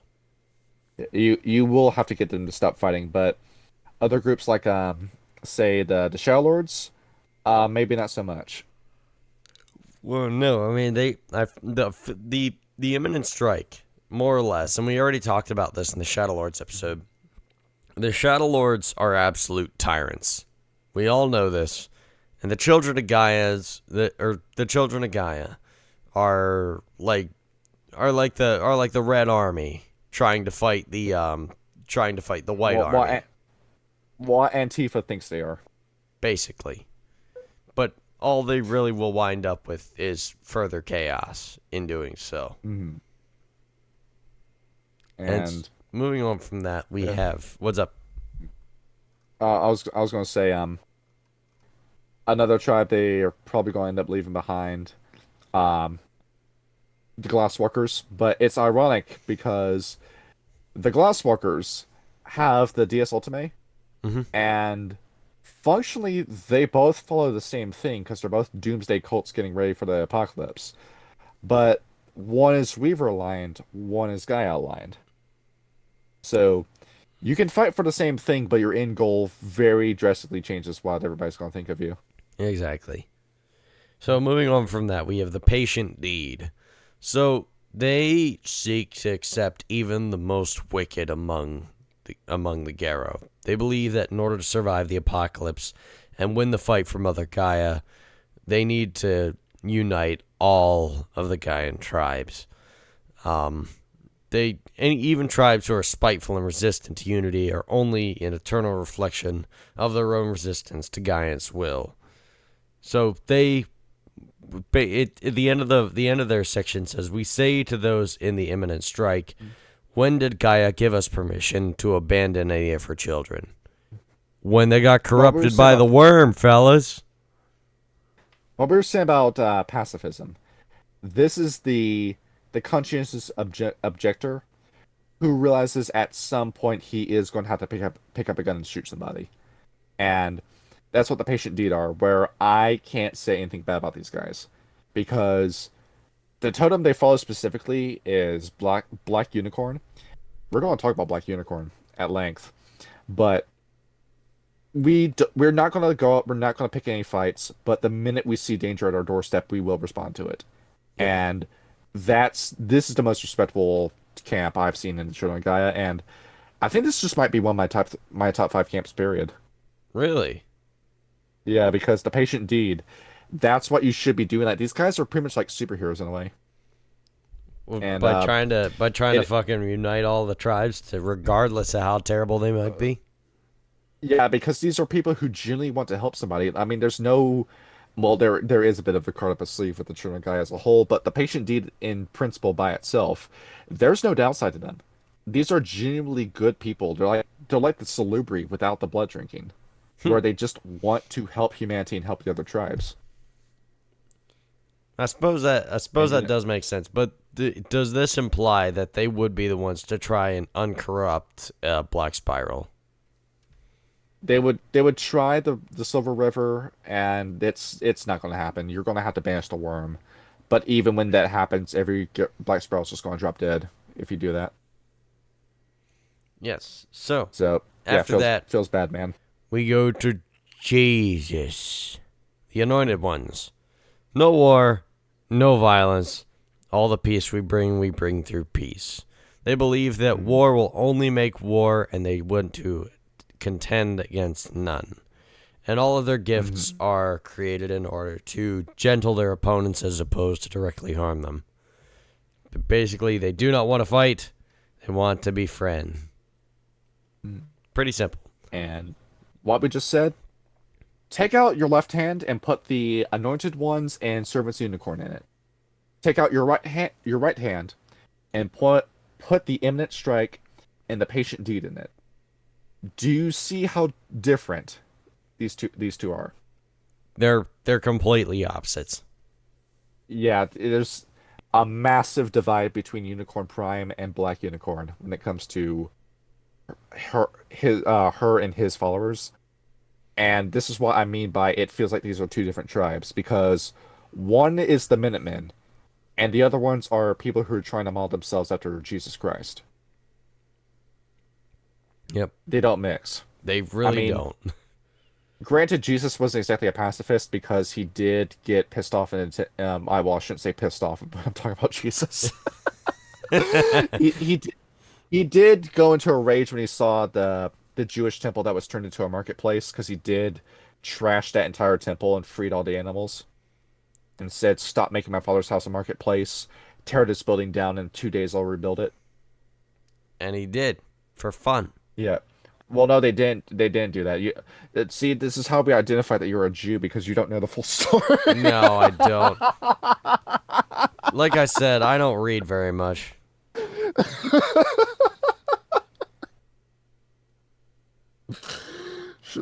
Oh my god. Should I okay. make that the highlight for the episode? I guess, yeah. Anyway, so moving on from that, we have Demeter's daughter. So they heal the world by delivering wayward children. They started an outreach to humankind to demonstrate a reverence for the living world to all of their children in order to help, sort of foster this idea that life is something to be protected and that it is sacred. They're therefore protectors of the natural world by introducing people to the beauty of Mother Gaia. Very, very sweet way of looking at things, really. It's like the worm is what? Werewolf midwives. Basically, yes. That's what they are doing. From there, might as well talk about we might as well talk about the old tree. The what? You might as well talk about the old tree right after that, too. Okay. The world tree. Well, the old tree... the old tree or the world tree? Well, it's the one tree. Yeah, it's that they're pretty much werewolf EMTs. Yeah, they're EMTs and medics. They basically find people, they heal them. Yeah, you might as well just say you might as well just get rid of the one tree if you're doing your game and just roll those two camps into one. More or less. Okay. Yeah. Moving on to one of the most base tribes in the entire game, Yes. Angels in the Garden. So, the Angels of the Garden. Heaven protects, defends, and rescues human children from the Defiler Worm. They basically created an underground network of kinfolk and allies to protect children and spouses who are the victims of worm-led abuse. So basically, what they do is they kill the shit out of pedophiles and wife beaters. They're fucking based as hell. They might be outlaws for how violent they are to those that have been possessed by the Defiler Worm, but at the end of the day, they are a net positive for the world because it means pedophiles stacked a mile high. We all six of us, all six members together, are group stand behind that. Where Yes. if you're a pedophile map or no map, we only hope the Shoot worst your for you. local pedo. Yes. We can't. This is not us advocating for violence. You didn't hear that, but I'm not saying it, but you heard it. So I have gotten 2 strikes on this one video. Bush did 9/11 and killed pedophiles. The next we need to say something anti-Semitic. No, I think you you're covered going that right. earlier. Okay. And I think we have what, two more? No, we only have one more. All right. It is Etheria Inamorata. And John Latin. told me to read directly from the book for this one. But the worm cannot stop us. Our sacred rites have holy consequences even in depraved conditions. In the moment of orgasm, all men and women are linked to the divine, even if they cannot remember the divine presence. The rapture remains within them. We monitor kinfolk pregnancies to dissect Vicente Garro and prepare the family to give up the child at pubescence. By smoothing the transition for both parent and child, we relieve all trauma except the sacred ordeal of the change. So basically, they have a lot of sex, and then they basically counsel them into like, hey, your kid's going to be a werewolf. You need to keep that in mind. The legit baby factories of the Werewolf Nation. These guys are intentionally going out impregnating women or being impregnated, and are making more soldiers for the fight against the worm. Yes, indeed. It's like And you want to have sex, and you want a kid finding an Etheria Immorata. there's actually something kind of heartwarming about that, because that's what they were doing with the Apis. Oh, yeah? Yeah, so the memory lives on. That makes sense, because, Yeah. it's the Apis. Yeah, we lost our milker mommies and our cheese grater ab daddies, so we're going to fulfill their will while they're gone. Yep, basically. And that is all of the camps. Well, we have two more. Do we? One of they both suck, but I'm gonna explain why. First bad camp, and it's because their end goal has already been solved by another group. Seekers of Lost Tribes, who wish to revive the 3 dead tribes of the Gilru. Not going to happen with the Black Sparrow Dancers. They can't become White Howlers again. Like every 100 years, you get a White Howler. But by no means is that going to sustain a population. Unless you have a Glassworker involved in that, that's no way. That's not going to happen. The Bunyip, where you have more hope with that. Sean has been sending us videos of thylacine sightings in Australia. So, A what sighting? maybe they already succeeded. Yeah, thylacines. The hell is that? The Tasmanian tiger. Oh, okay. That's the science name for it. And the last one is the Croton, where God bless y'all for trying to do that, but it's not going to happen. They The died they're the gone. way the Garrow should. they're gone, but they went out as champions. Yes, they did. God bless them. And this would also apply for other changing breeds like the Gronder. Well, no, let the Camazots die. The Camazots deserve their deaths, but specifically the Apis. But here's the thing: that technocracy has already beaten you to that, and they beat you to it 100 years ago. They already have clones of the Bunyip and of the Apis. And many more changing breeds that you didn't even know existed already exist. And they were revived by the progenitors, the bioengineers of the Technocracy. Just join the Technocracy, and your goal as a camp will be accomplished. No, that'd be aligning with the Weaver. Well, the Glassworkers. And They are already aligned with the progenitors. okay. If you wanna fact check me on that, anyone listening to this, pull up convention book progenitors and pull it up where they're talking about werewolves, and you will see the Glassworkers in it. Yeah, that makes sense. And boom, behold, mages already beat you to it. Yep. Great. Also, how the hell are you supposed to pull this off without any dedicated labs, or without the ability to time travel, like the mages can? They're gonna pray. So quit doing this shit and just let a mage do it. Well, I mean, they Easy already as did, that. so. And next is an even more stupid camp, Bringers of Eternal Peace. Would you like to guess what this camp does? Attempt to bring eternal peace. They are a voluntary extinction program where they want to intentionally cause the apocalypse as soon as possible because they believe after the world ends, all conflict will magically cease to exist and peace will last it forever. No. We're going to leave that moment of silence in. Just think about that. Just think.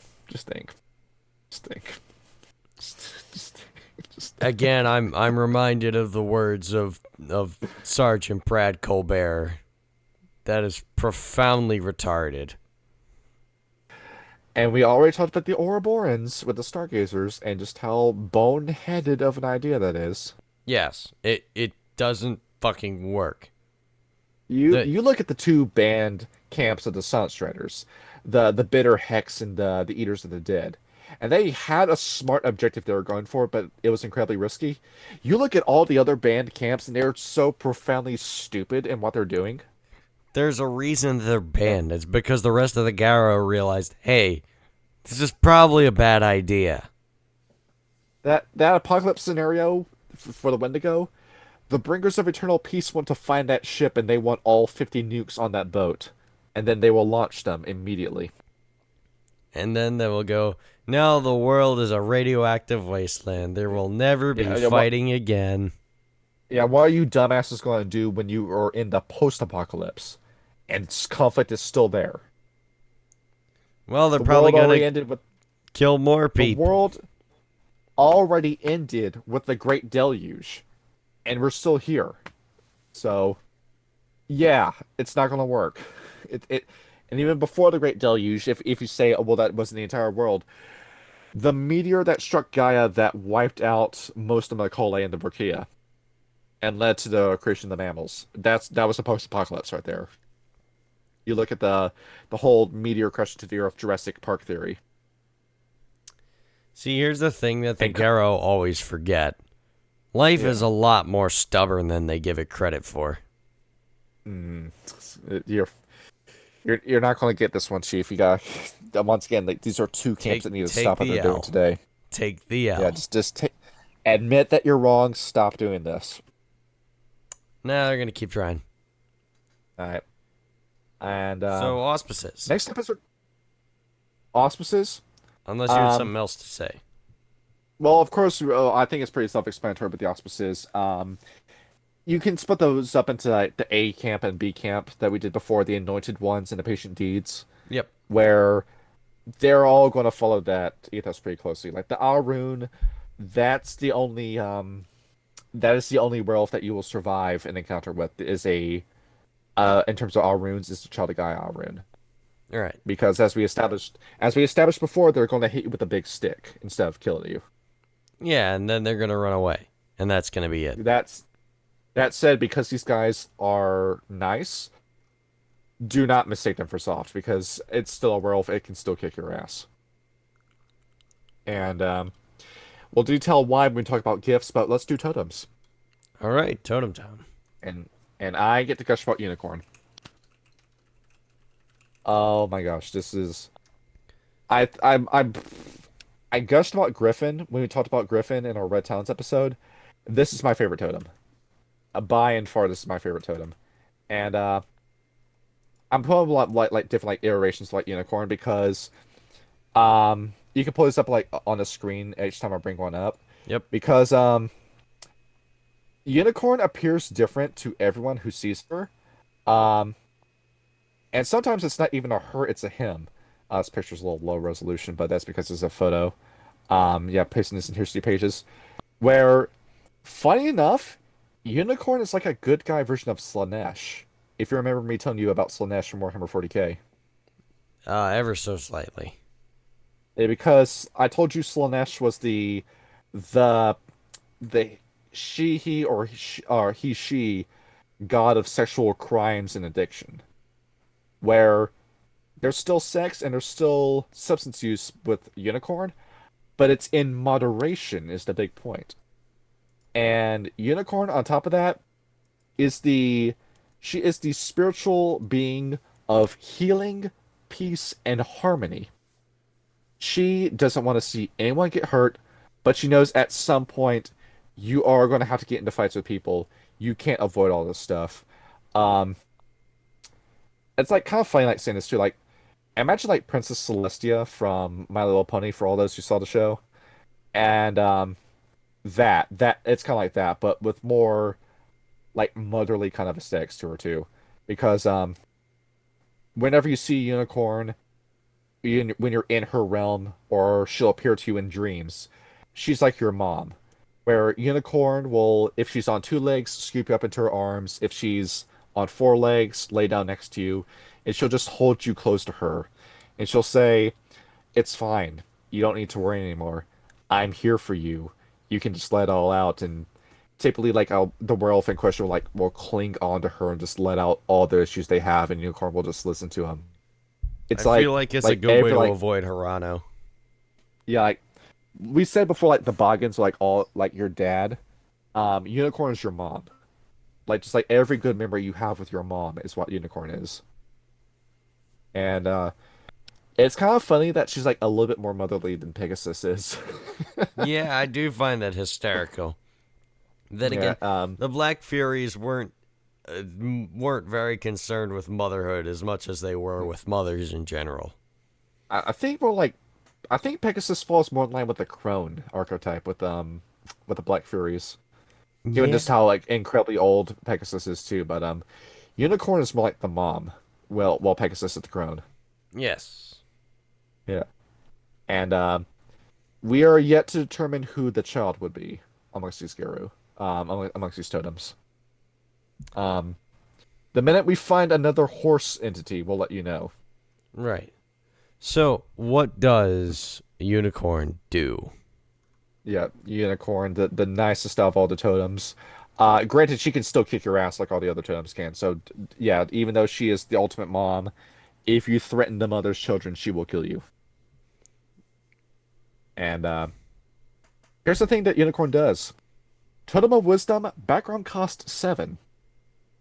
As we discussed, spirit of harmony, peace, and love.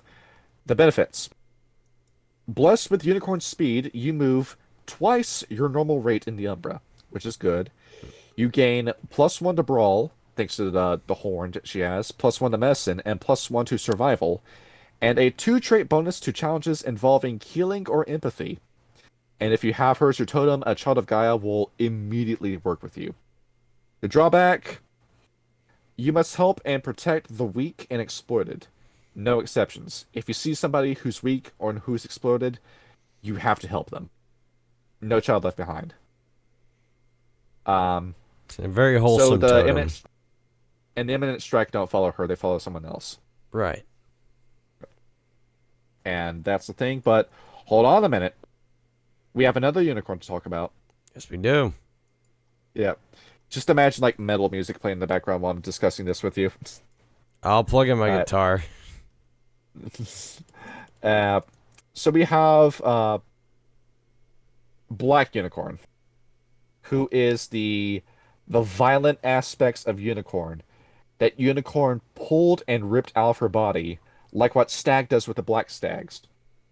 But instead of doing it in multiple small doses like Stag did, Unicorn did it all at once. And it formed an entire clone of her. Black Unicorn will always appear as a man, and this is what he looks like. But he's very long in this picture. He is quite elongated. It's Adventure Time. Yeah, it is. And Flick the the thing is with dog Black, and Finn the human. it's Lord Monochromicorn. And what Black Unicorn is, Axis Mundi talks about him too, the Book of Spirits Axis Mundi. And he is so fucking cool, dude. This guy is a knight in black armor.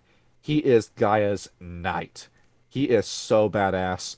He is incredibly chivalrous. He treats everyone with respect. But the minute you give him one slight, he will slap you across the face with a glove and say, "I demand satisfaction." And he will immediately pull you into his umbral realm. No gnosis roll needed. And he will duel you to the death.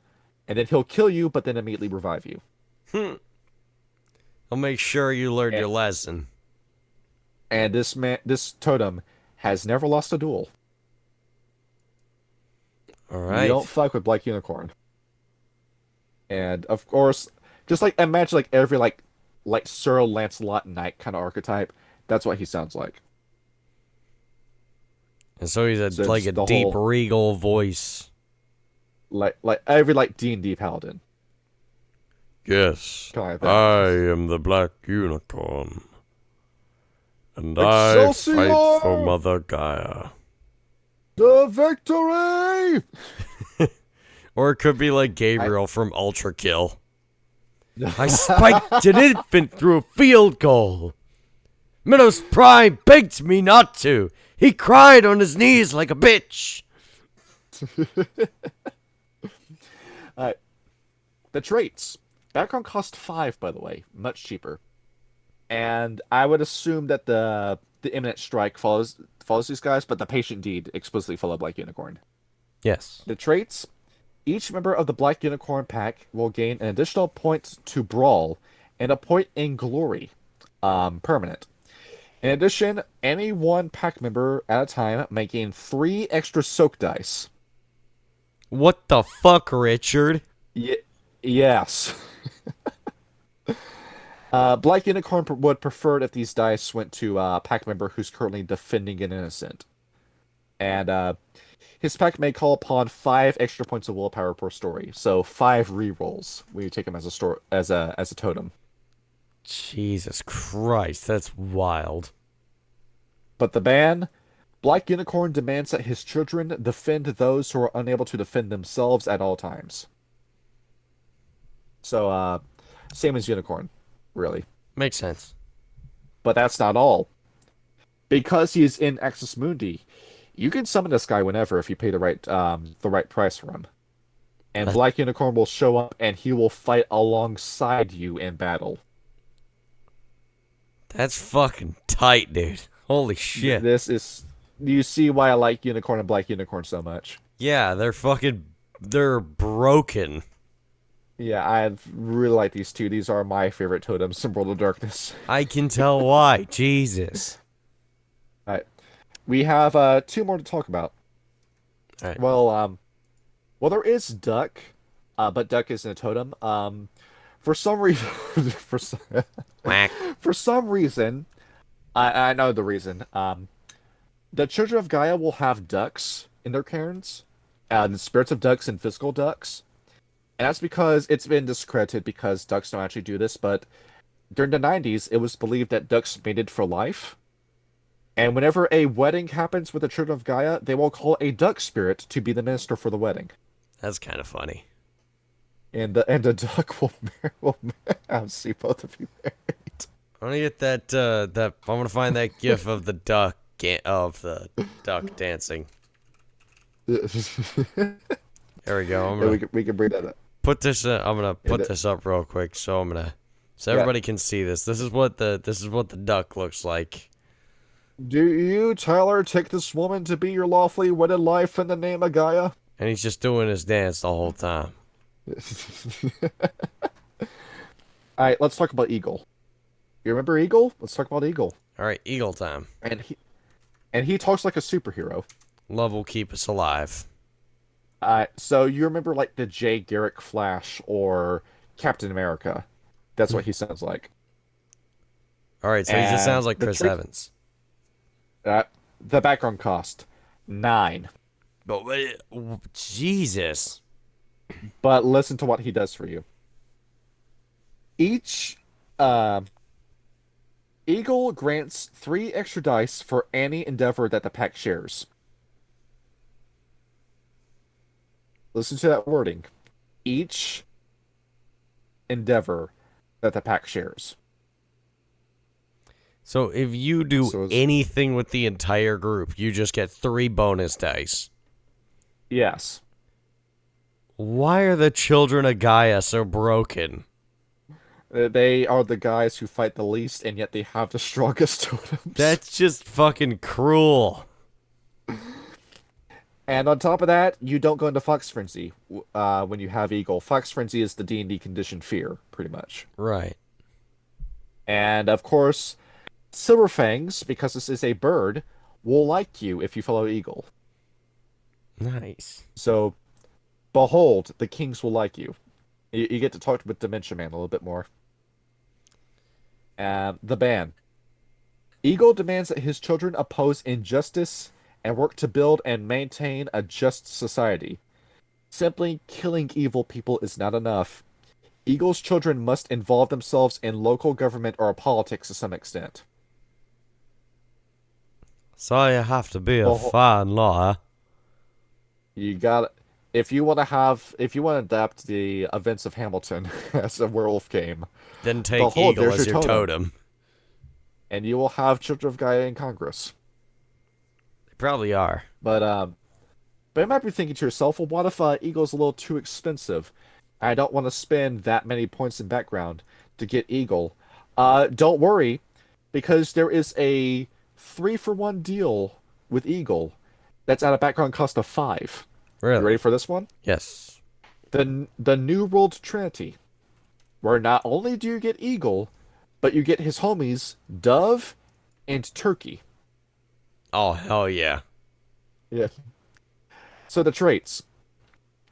Each packs gain 3 additional dice when using any gift involving persuasion, and learn the gift Wisdom of the Ancient Ways and Dreamspeak. They can use Dreamspeak to give Gaian visions to influential humans. The ban. The Trinity will require you to promote peace, seek justice, and build communities without compromising individuality.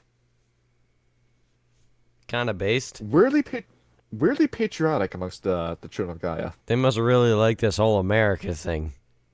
Yeah, it's they started off in the Black Sea, and you will completely forget they ever started there because they love America that much. And you know what? God bless them for it. They came here in 1776 and they said, "We love it. We're never leaving." Yep. It's like, wow. We should have saved There's no monarchy here. Fuck yeah. We should have done these guys July 4th, but no, we're doing them on 9/11. We really should have. But we didn't. Well, I mean, it's still I don't even. Well, no, it's not really a holiday. It's more a day of remembrance than it is a holiday. Yeah. Yeah. Let's go make the fence until 9/11 becomes a paid work day. Yeah. It reminds me of this ancient Discord meme, and the guy was like, I almost got fired at work today. And his friend goes, why? And he goes, customer asked me what my favorite holiday was, and I had a reflex said 9/11. You ready for that last totem? Yes. All right. Sea otter. We've gone from unicorns and eagles to an otter. It's adorable. Yeah, it sounds like we were going to step down, right? Because this is also background cost 4. Yes, it is. So, actually, this thing is pretty neat because also I thought it just popped in my head right now. You remember when we were talking about the Fianna and they had the were otters? Yes. Why if they follow the children of Gaia? That's a spectacular question. Yeah, all these otters got up and followed you. To follow the children of Gaia instead. And all the and while the Fianna are crying over their friends that they think are dead, no, they're fine with the children of Gaia. Yeah, they really are. It does suck. Alright, put this otter gif in the video. I will. I will. So I'm talking about the otter. Sea otter loves humans who swim and play in water and conserve the resources of the sea. You can tell where this is going. Sea otter allows all of his children to float in the ocean or in water indefinitely, as if you're like a plank of wood where you just like float on the water. You can walk on water with this guy, by the way. That's fucking busted too. What the hell? Uh, so you can also swim without tiring or drowning. Well, granted, if you swim too deeply, the pressure of the water would kill you, and I think you would drown if you kept swimming. But no, you can just float right back up to the ceiling, like a beach ball. That's Just fucking wild. like no effort needed, just like immediately pop back up. Yep. Uh, each child of sea otter also swims twice their normal speed, and gets a point of wisdom renown. Why? Every single totem in the Children of Gaia is just unequivocally broken. But you ready for the best part? Yes. The Rokia are well disposed to the children of sea otter. Behold, your shark friends will come to your aid. Man. Okay, if we ever play Werewolf again, I need to play the Children of Gaia. We can do an ocean-based game where we have the shark friends. Yes, I want my shark friends. Yeah, half of us can be the burls, half of us can be the sharks. Yep. This One of us has cool. to be Dwayne the Rock Johnson's character from Moana. Yeah, it's a big Mokian man, Yes. Polynesian man, covered in tattoos. Absolutely. But here's the ban. You ready? Yes. Sea otter demands that the ocean and its resources remain clean. You must clean streams used for salmon runs, preserve shellfish beds, and you must create nesting grounds for seabirds. You basically just have to keep the environment. You have to be Captain Planet, basically. Now you need to give otter his food sources. You need to maintain those. That's true. You don't give a shit about the environment at all, do you? You just want to eat food. Here, have some tasty microplastics. Reasons I should throw this plastic six-pack ring into the river. 1, I don't want it. 2, the river is right there. Yeah, so you can have the otter deal with it. And the otter sends his kids after you. Yep. Also, very interesting thing with the Children of Gaia.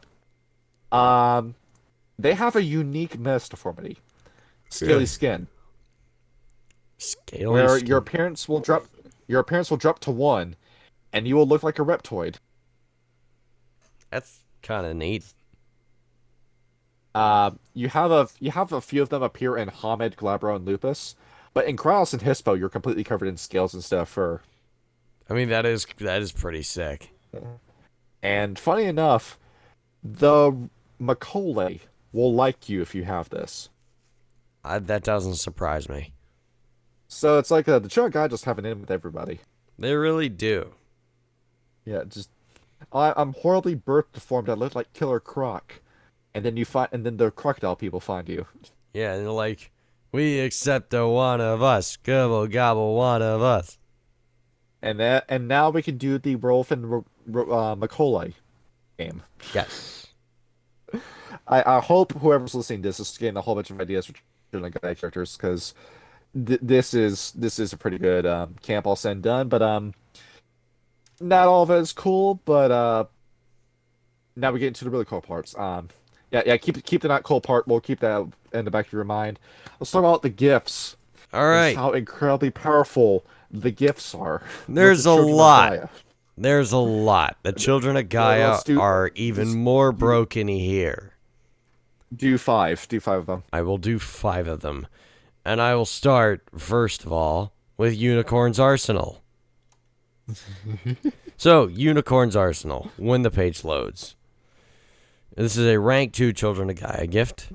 The werewolf's claws and fangs become dazzling and pearlescent, shining with an inner multi-hued glory. Those wounded by these natural weapons will lose the will to fight. An avatar of the unicorn teaches this gift. System. Player spends 1 Gnosis point to initiate the transformation. Any opponent bearing a wound delivered by the unicorn's arsenal loses 2 dice from all attack rolls until the wound is healed. Does that stack, though? Yes. This is a rank 2 gift. And behold, it can shut down any combat encounter. Yes, it can. Well, granted, the Gaia Fenris can combine their Razor Claws with Spur Claws. So you're dealing, like 15 damage right out the gate with every attack. So then it's a matter of, even if they sharpen up, like, you'd basically just be even up with them. Yeah, it depends on how you want to power game. Do you want to talk to everybody, play a Child of Gaia? Do you want to kill everybody, play Gaia Fenris? Yep. Although be prepared to defuse a fight. Okay, moving on from that. This is one that I picked earlier today, but I thought it was pretty neat. Parabellum. Once the page loads, because it's being a shit again. Rank 2, Children of Gaia gift. Though the children love life, spring, and all that is good of Gaia, they aren't pacifists. They always stand ready to protect their mother. The werewolf's rage bursts forth in a torrent when another breaks the peace they so cherish. A bear spirit teaches this gift. This gift may only be used at the beginning of a battle that was not initiated by the Garrow, their pack, or their allies.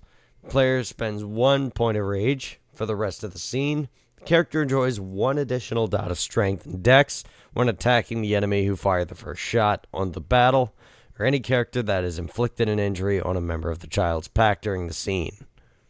So basically, you get an attack up on whoever started the fight if a fight is started. A gentleman doesn't start fights, but they finish them. Exactly, and that's why I love Parabellum as a as a gift.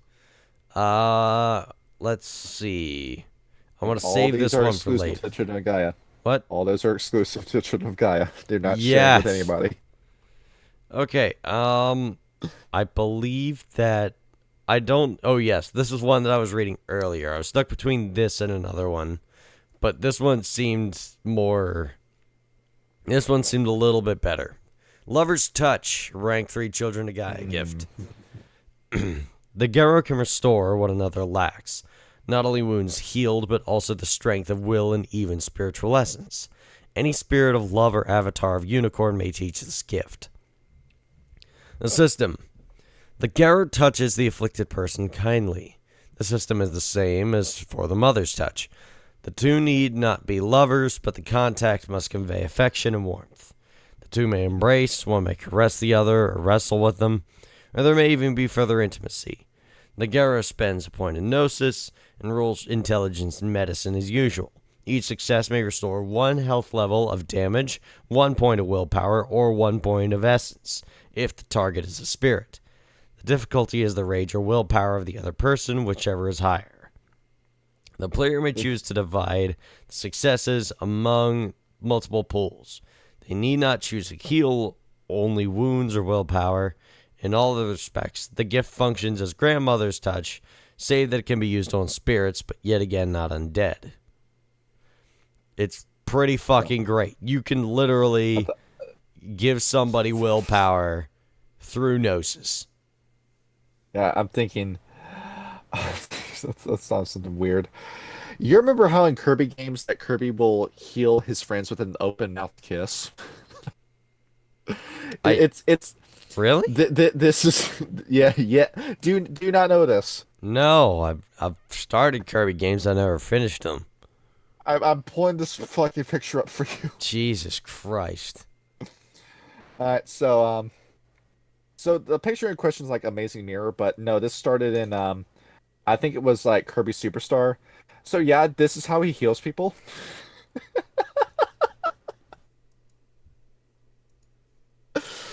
I have this game on the SNES. I don't know if I should play it though. You get to use it on Bugsy too. Imagine kissing a bug mandible. That sounds pretty fucked. I'm gonna But no. yeah, I saw that. But yeah, that's what this gift is. Basically, Healing kiss. oh yeah. Here's something else that's broken, and this is a level 1 rank. Jam weapon. Boom. That does exactly what the fuck you think it does. The Garrow may stop any Weaver-born weapons from working within the range of his voice. A dove spirit teaches this gift. System. The Garrow shouts a single strange word and spends a gnosis point. The player rolls perception and expression. Difficulty of the willpower of the nearest armed person. For each success, all manufactured weapons will not function for 1 round of combat. This includes guns, crossbows, flamethrowers, and even tasers or cattle prods, anything with moving parts. It does not include natural weapons, however. You can just shut down a combat in the first round. And willpower doesn't tend to be very high amongst NPC stat blocks. So behold, that Pentex first team that was coming after you, look at the leader, jam his shotgun, and watch as your party steamrolls the rest of that encounter. Oh yeah. It's fucking And tight. you will come to learn with playing my werewolf games that a Pentex first team is a very scary encounter that can lead to a TPK. Yeah, like I almost got killed in that fight. And behold, you can just completely skip that with this gift. Yep. Yep. No. Okay, I was. What's up? If you use this on Ragnar, but if we fought him, I you mean, would have cut his action economy in half if you did that. well, none of us were children of Gaia, so that was on us. Yeah, it's making this look very tantalizing to you, isn't it? Yeah, a little bit. And there's one I'm looking at right now that's just out and out a game breaker. It's also a Stargazer gift. Do you see it? I'm gonna take a guess. It wouldn't be Halo of the Sun, will it? The one beneath it, Strike the Air. Really? All right. Read Oh that one yeah. aloud, Okay. see what it does. I think this is the last one, so I'll read this one. Yeah. Strike the Air, rank 4 Children of Gaia gift, and rank 4 Stargazer gift. The Garrow becomes the ultimate example of passive resistance. She becomes unable to attack an opponent, but she's also unable to be hit, allowing her opponents to exhaust themselves in the attempt. A mongoose spirit teaches this gift. System. The player spends 1 willpower point, rolls wits, and dodge. Difficulty of the opponent's willpower. For the duration of the scene, the opponent cannot strike the Garrow no matter how many successes he achieves on the roll. This gift is canceled immediately if the werewolf attacks the opponent or if anyone else attacks on the Garrow's behalf. This gift will work on multiple opponents, but the player must spend a point of willpower and make a new roll for each opponent. You can just say no. Mm-hmm. You can literally, you cannot consent to fists hitting you.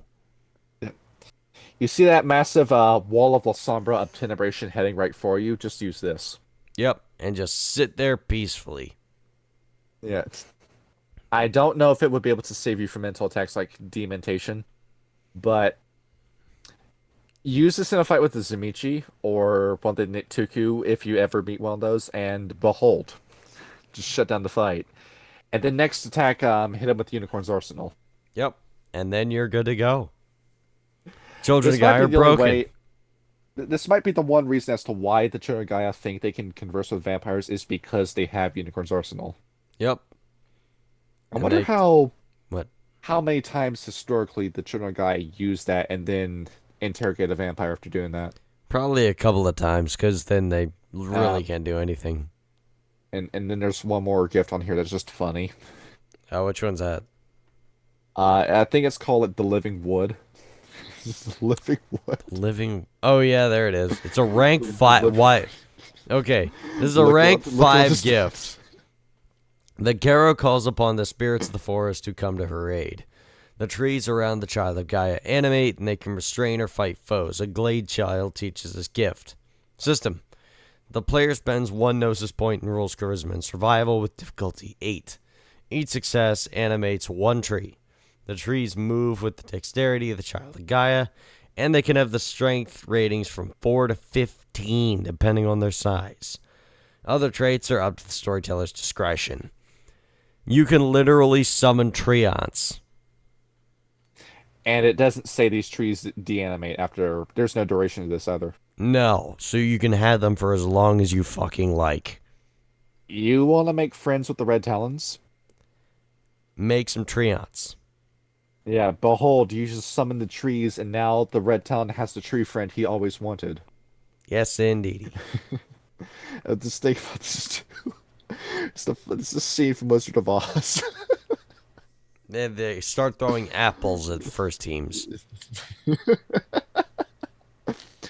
It's a massive veil breach if you do it, but it's so funny just thinking about it. Yeah, it is. And I'm thinking too, just all these different gifts that they have, and it's just not fair that the pacifists get all these. It really isn't, and it kind of makes me sad, because like some of these I feel like would be fucking fantastic. Like, I feel like Lover's Touch should be a Fiona gift, but it's not.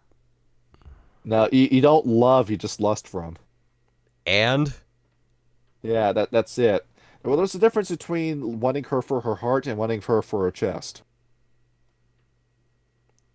¿Por qué no los dos? You can't choose both. I mean, All right. Arcana Noel.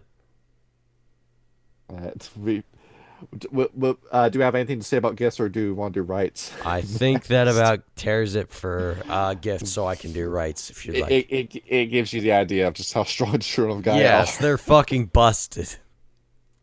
Okay, so I'm going to do 1 from each level unless there's some that you really want me to do. Let's see. Let's read the Bowels of the Mother. Let's see what that does. Okay. Bowels of the Mother is the minor rite. This simple rite enables other rites to be performed in less than ideal circumstances. The Ragabash Soldier of Paradise developed it while serving in the U.S. military. Rites requiring Gaia's physical presence, that is, the natural earth, air, water, fire, be present, are difficult to perform when the rite masters in a setting where they don't exist, such as a ship at sea. The clever No Moon reasoned that there's wind in your lungs, water in your veins, fire in your heart, and soil in your bowels. When a rite master performs this rite, they may substitute the body of any living creature for the required earth, wind, etc., for a rite that immediately follows. For example, when a rite requires the rite master to touch earth, they may hold another's hand instead. A fetish may be held over the heart instead of over fire. No roll is necessary, although the difficulty of the rite for which the substitution is made is increased by 1. It has sadly been shown that even the rite of the Gaia's vengeful teeth can be cast this way. Soldier of Paradise wasn't successful in his attempts to perform the rite of spirit awakening on his intestinal bacteria, but perseveres nonetheless.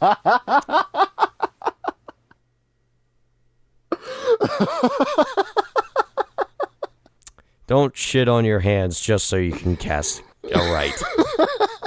Don't shit on your hands just to cast a rite. We were talking about Slaanesh before, now we're talking about Nurgle. Yeah, we are. And the fucking Children of Gaia. This sounds like, I did not read this ahead of time. This sounds like the Hollow Men from Mage the Ascension. Because the Hollow Men are postmodernist mages who want to substitute out components for spells with cheap shit they have lying around the house. And it tends to go as well as you think it will. But in the event it works, they applaud themselves for doing that. Yep. So, well, I'm seeing just like the mage and werewolf combination is just making itself. Yeah, it really does. And I think it's incredible. Yeah. Okay. Talk to a wizard. So, Rite of Clouds and Rain. Level 2. This rite is kept a careful secret by the Children of Gaia, and all who so much as know of it must swear never to mention it among non-initiates. If revealed, anyone would likely be ostracized by the rest of the Garrow. It allows the partial control of rage at the price of violating a basic Garrow law, the first precept of the litany. The rite involves channeling the force of rage by having sex in Krynos form. Paste. To avoid injury or death to the partners, both must be Garrow. Because the fear of producing a Midas is so great, Midas are often asked to perform the rite, as they're sterile. Some Garrow actually enjoy multiple partners while performing this rite, although having more than one sexual partner during the rite can be somewhat confusing. Some say that the more Garrow are involved, the more powerful the rite becomes. The truth of this is unknown, but many are willing to try. This sounds like an excuse. This doesn't sound like a rite, this sounds like an excuse. Yeah. And Keep reading. system. The sexual partners invoke the spirits of peace and of desire, spending a point of gnosis. They must demonstrate genuine affection for each other, or the rite won't work. If it works, the Garrow can control the tendency to frenzy for the rest of the story. The storyteller must determine if the chance of pregnancy, if it's possible at all. Everyone involved in the rite loses a temporary point of honor. The spirits who empower the rite, permissive though they may be, are still witnesses to the participants' transgression. Well, alright. You can fuck your way out of frenzying. Literally, you just need to have angry, frustrated sex with somebody you love. But Kyle, werewolves are angry all the time. I reiterate.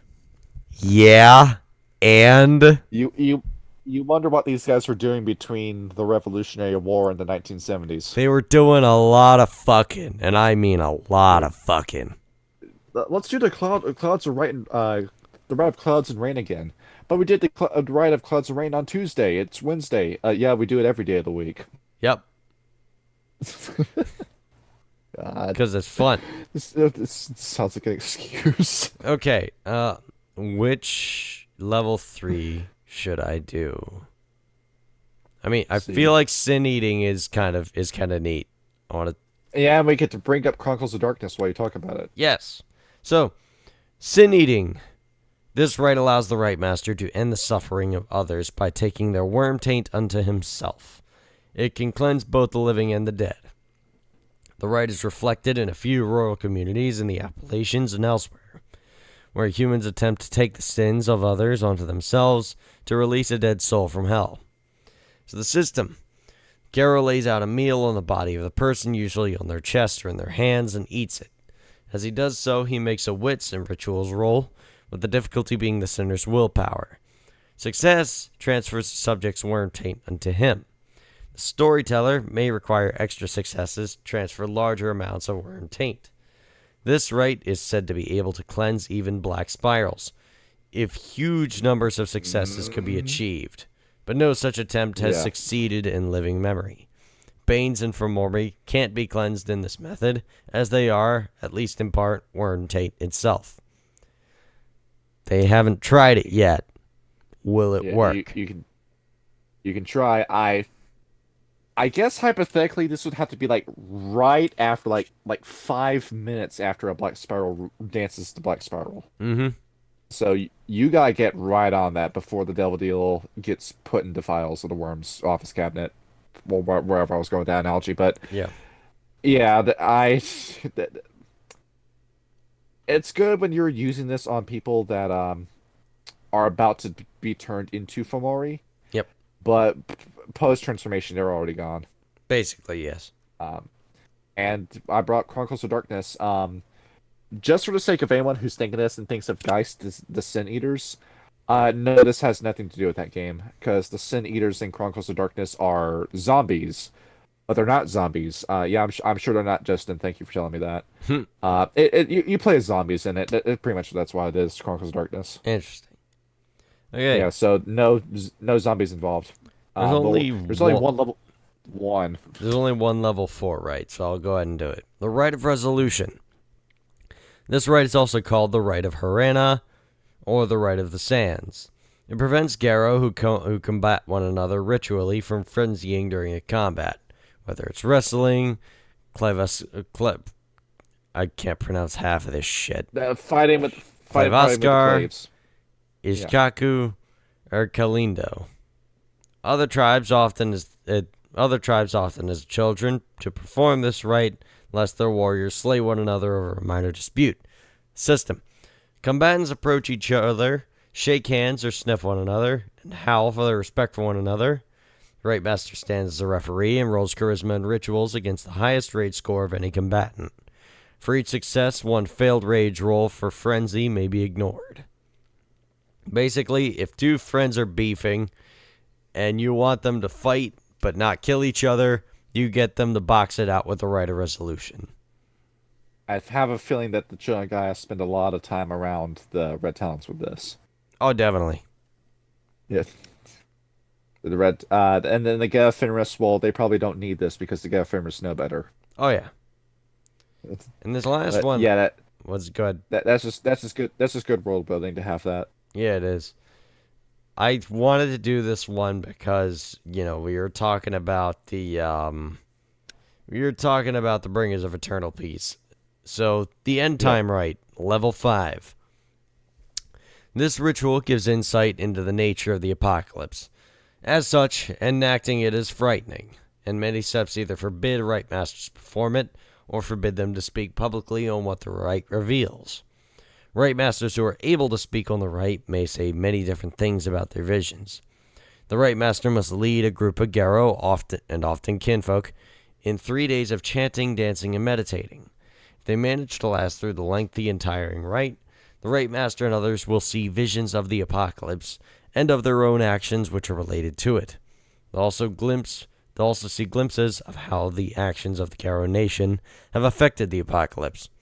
Some Rite Masters have emerged hopeful, saying that the children's peacemaking can change the world into a new and better form.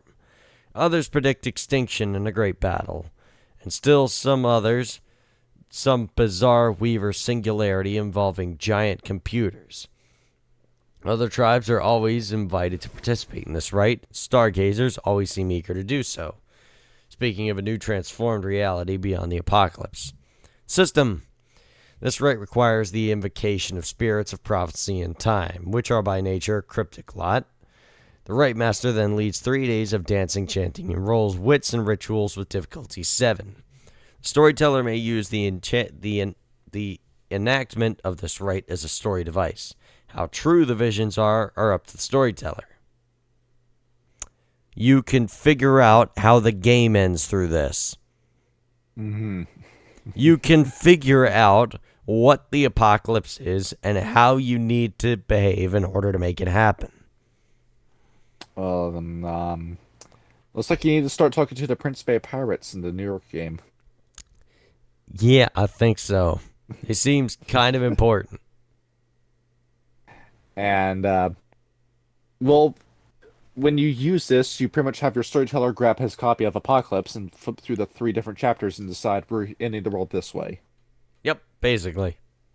And that's it. There's one more down here that I want to mention just quickly. The Rite of the Parted Veil. Mm-hmm. Where, yeah, you have a few things that are like uncomfortable to talk about with Werewolf, like the whole werewolf meeting with a feral wolf thing to make a lupus. Because yeah, that's kind of gross, but put you're half man, half wolf. I guess you're leaning more into the wolf part, but at the same time, it does raise the question with the Hamid: how much does your partner know sometimes? But we know for certain with the Children of Gaia that there's no deception involved with making a Hamid, that the Children of Gaia tell you straight up with the parted veil. Because what this is that they'll bring you in to probably not the cairn itself, but in a spot with all the other wolves, and they'll shift into Kronos form while doing a dance. And they'll use an extended roll. You'll roll wits and rituals several times, difficulty equal to the human's willpower, which is typically a low difficulty. And it's easier to do this on children because you need to make that extended roll, which means you just keep rolling up until you get to the human's age, or until the storyteller tells you to stop because you failed because of arbitrary reasons. But it will make the human not go through delirium, and they'll just look at the wolves and say, "Oh, cool, you're wolves. Tell me more about you." And that's the way they get kinfolk amongst them. Like, we tell you straight up that we're werewolves. We do it in a way that's not scary. Come join us in the fight for Gaia. I think it's really interesting how that happens. It's like it's Yeah. not like in some of the fucked gifts of the Red Towns where they literally kidnap a child and raise it, or they banish them from living in a city. They quite literally just Mhm. have a nice dance where they introduce themselves.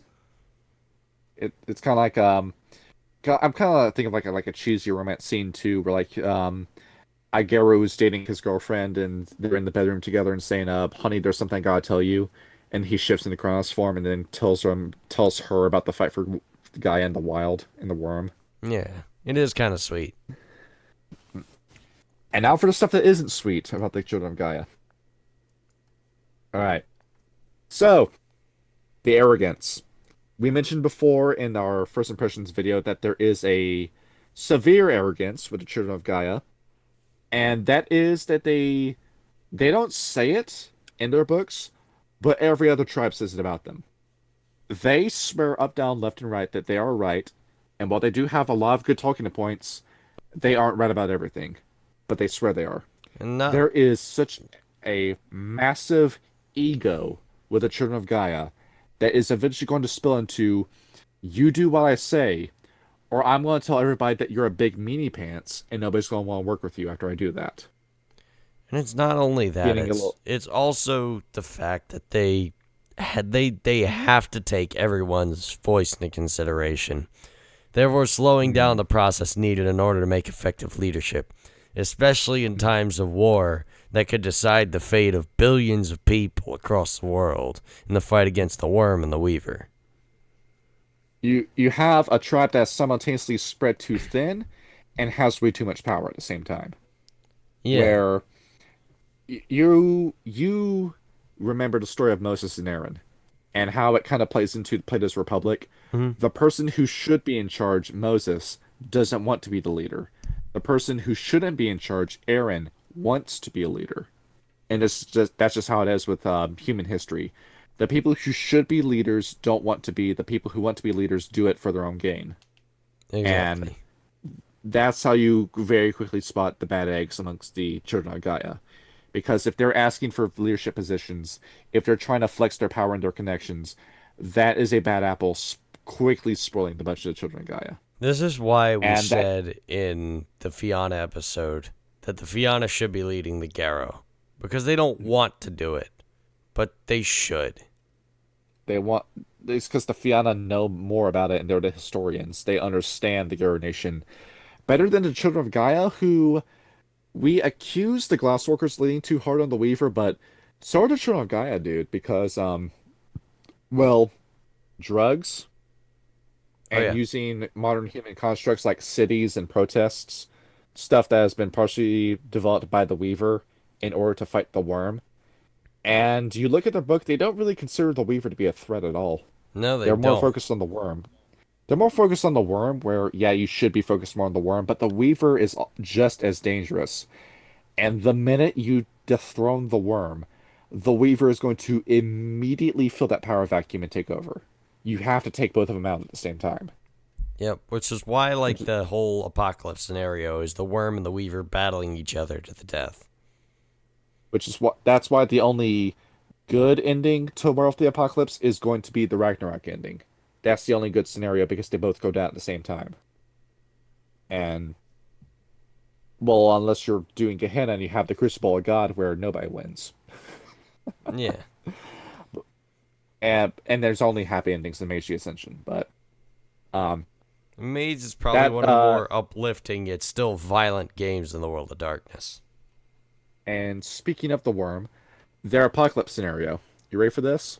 Yes. Because if this went the way they thought it was going to go, this would have been the happiest possible ending, but it's not. A bunch of Children of Gaia decide that they're going to get into direct contact with the Balance Worm and free the Balance Worm from the Weaver's webs.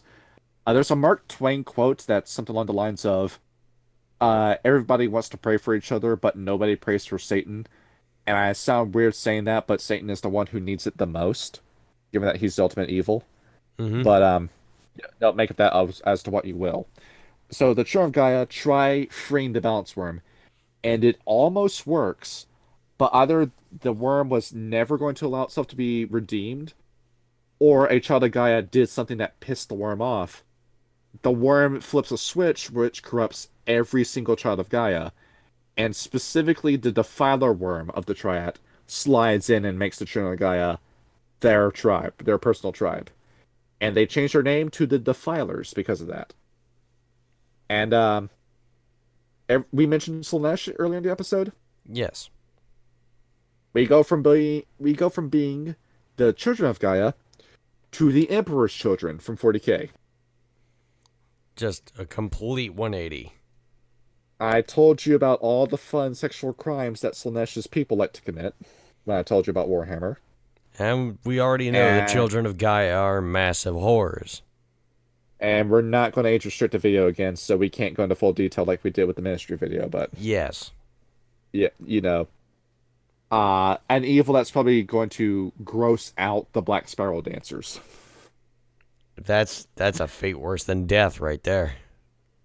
And Unicorn, I'm struggling to remember what happens to her. I think she dies in that scenario, actually. Like Does she a doesn't heartbreak? fall with the tribe. Instead, she I think it is either that or she's killed off by the forces of the worm. Either So, way, that is a scary fate. but I know she doesn't fall. But yeah, good on you, Unicorn. I can't say that about Rat or Pegasus. But yeah, Unicorn dies as herself in that scenario. And now we talk about split mixing. Yes. So I think it's I think it's extremely obvious. Mix these guys with Mage. Yes. Like, give Do them it. magic. They're already one of the most broken fucking tribes. Give them some Arret. The minute they start talking with the Cult of Ecstasy, really, you just need to put their blue stickers on your tongue, and boom, you start casting magic with it. Yup. And all of a sudden, Gr- you're a mage. Granted, like very early spells in Mage Ascension are very weak, but the minute you get 2 dozen a sphere, holy crap, the stuff you can do in Mage. That, and you've already And seen, and you guys have seen what the Children of Gaia gifts can do. let me pull up the 9 traditions on screen for a minute, on my screen. Yep. I'm gonna try ranking these guys in order from how much the Children of Gaia would like them. So starting at the bottom and moving my way up, I think this is all 9 of them. Okay, so starting from the bottom, who would be at the bottom actually? Sons of Ether, Virtual Adepts, Euthanatos, Akashic Brotherhood, Order of Hermes, Dream Speakers, Verbena, Celestial Chorus, Cult of Ecstasy, in that order, from least liked to most liked. I'm And surprised that Euthanatos ranked as high as they did.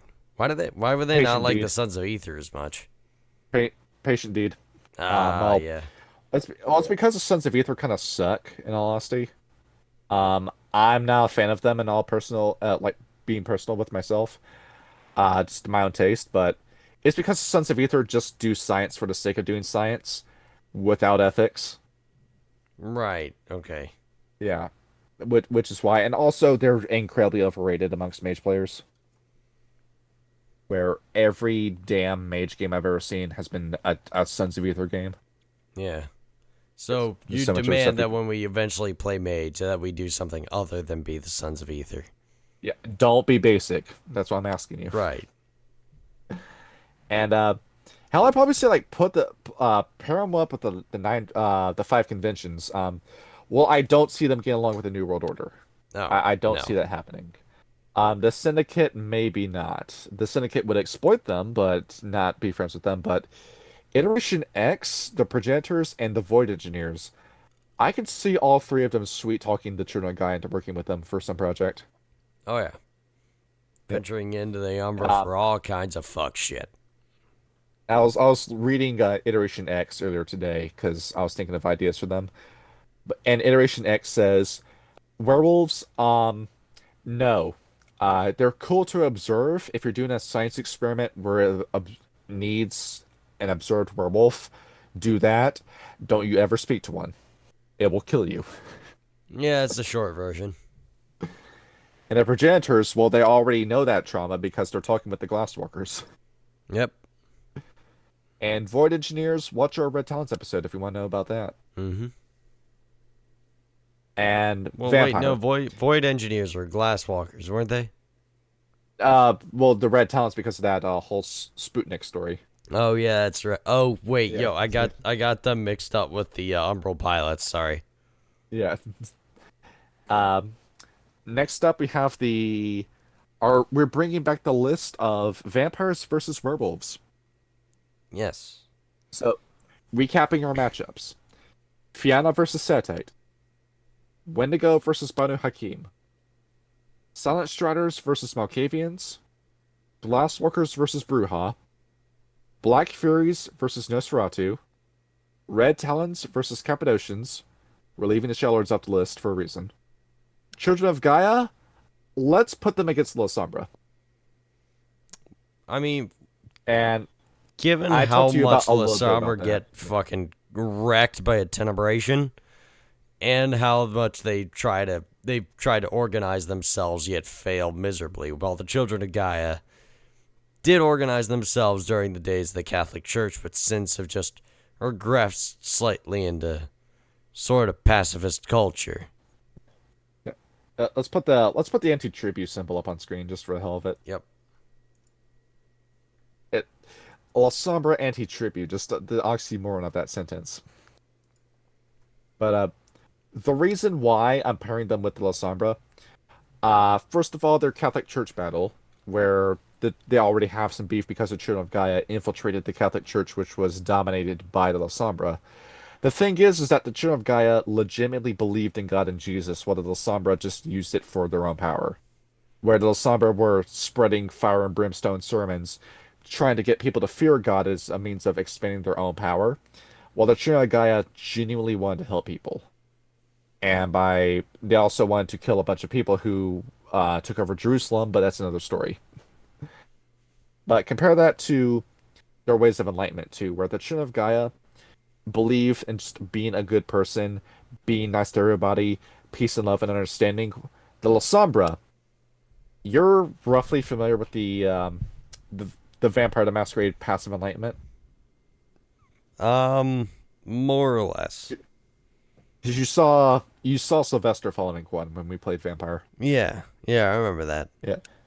There is a unique one for Clan La Sombra called the Path of Night. And one of our recurring characters, Ruslan Maximov, is a follower of this path.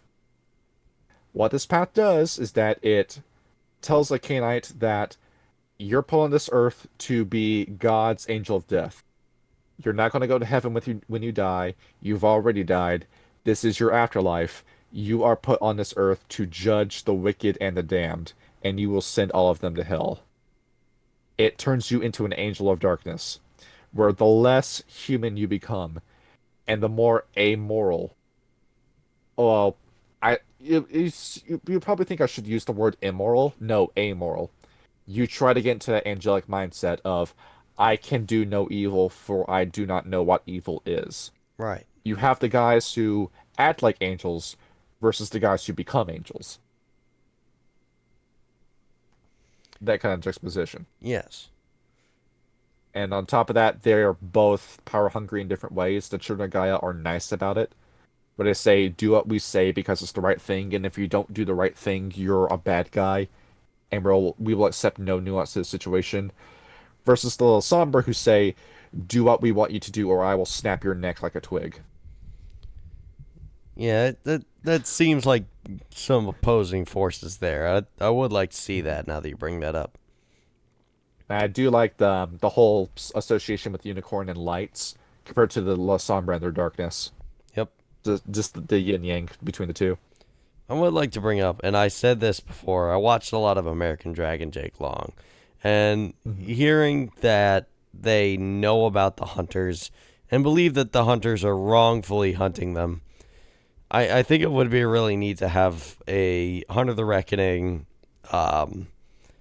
mixed plat with the Children of Gaia, where like a Children of Gaia in Hamid form meets a hunter and talks with them, but occasionally has to duck out in order to resume their duties to Mother Gaia, constantly encountering the same hunter along the way until they finally get to bring them in for the rite of the parted veil and be able to show them what's really been going on. And that's going to put you in a tricky position in your hunter game too, because the IAA, you're betraying your government if you accept it. The Arcanum will accept no supernatural being in the utopia they want to create. And the Church of Saint Leopold, this is a creature that's an affront to God. But as we discussed with the story of Gilgamesh and the Inquisition, you might have an easier time as a child of Gaia, sweet talking to the Church of Saint Leopold, if you remind them the ancient history of the Children of Gaia, because these are the Wolf Warriors of God. Like early vampire legend, there was stories of like the Wolf Warriors of God, like wolves who fought for God's armies, who may or may not have been angels in disguise of wolves. That's the Children of Gaia. So if you tell a member of the Church of Saint Leopold that, you could get sway over them. The IAA, that's only going to happen if they're disillusioned with their government, and the Arcanum, probably not. That's going to be a heartbreaking moment in your game if you're playing Arcanum and you realize that you have to kill your ally, who's a child of Gaia. Oh yeah. And then in the very, very rare Youngblood game, you're not going to care. You're a guy who's drinking the blood from vampires that you killed. You don't care about that. You really don't care. Just give the blood. Wraith the Oblivion. So, the thing with Wraith the Oblivion is that I can see a Child of Gaia having a moment with a Wraith, but probably not a full game like the Silent Striders can. No, because they don't have as much spiritual capability as a Silent Strider would. Yep.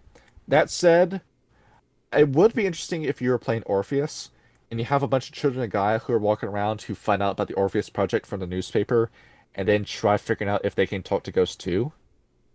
Just have that be a chronicle where you have a Children of Gaia pack who tried developing a new gift to talk to ghosts. Yeah, that would be pretty neat. And what's next? Changeling. Just do it whenever. They're just chuck a couple of them in there for fun. They like having fun. These guys like having fun. Those were otters were actually puka. Just have the otters show up. Yep. And Demon of Fallen.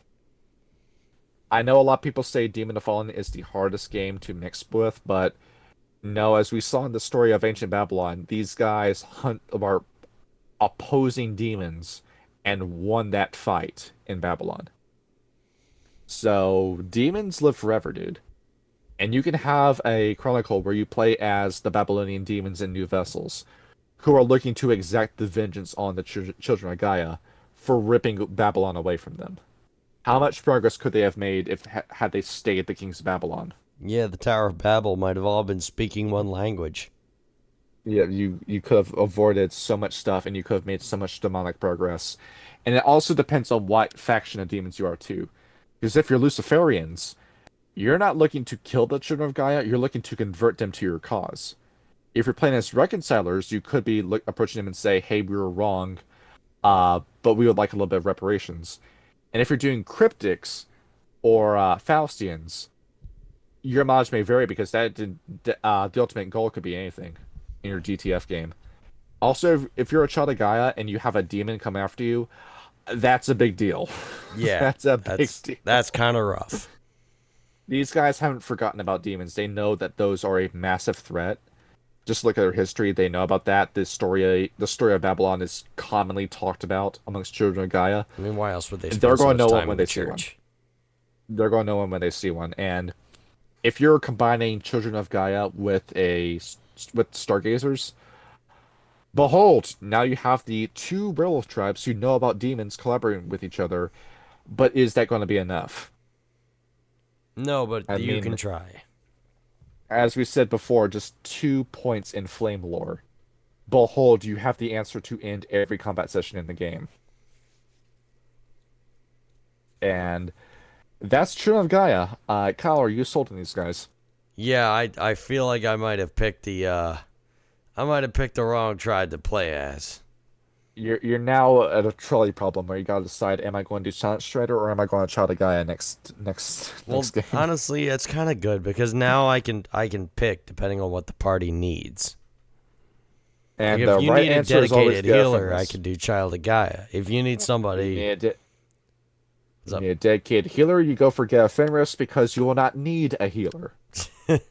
I don't know if that's how it works. The best defense is the defense that you don't need at all because the offense is that good. Yep, because I don't need to defend against anything if they're dead.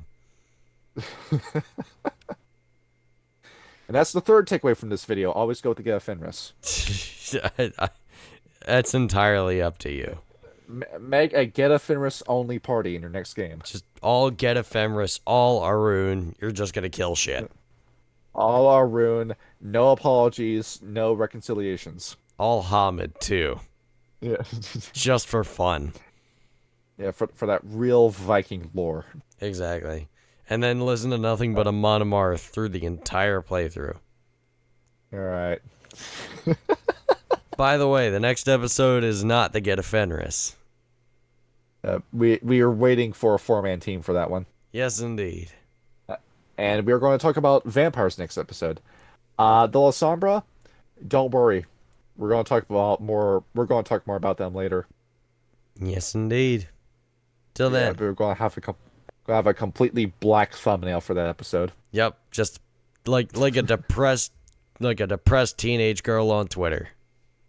Yes. All right. That's a wrap, I guess. Yep. Good night, fellas. GN.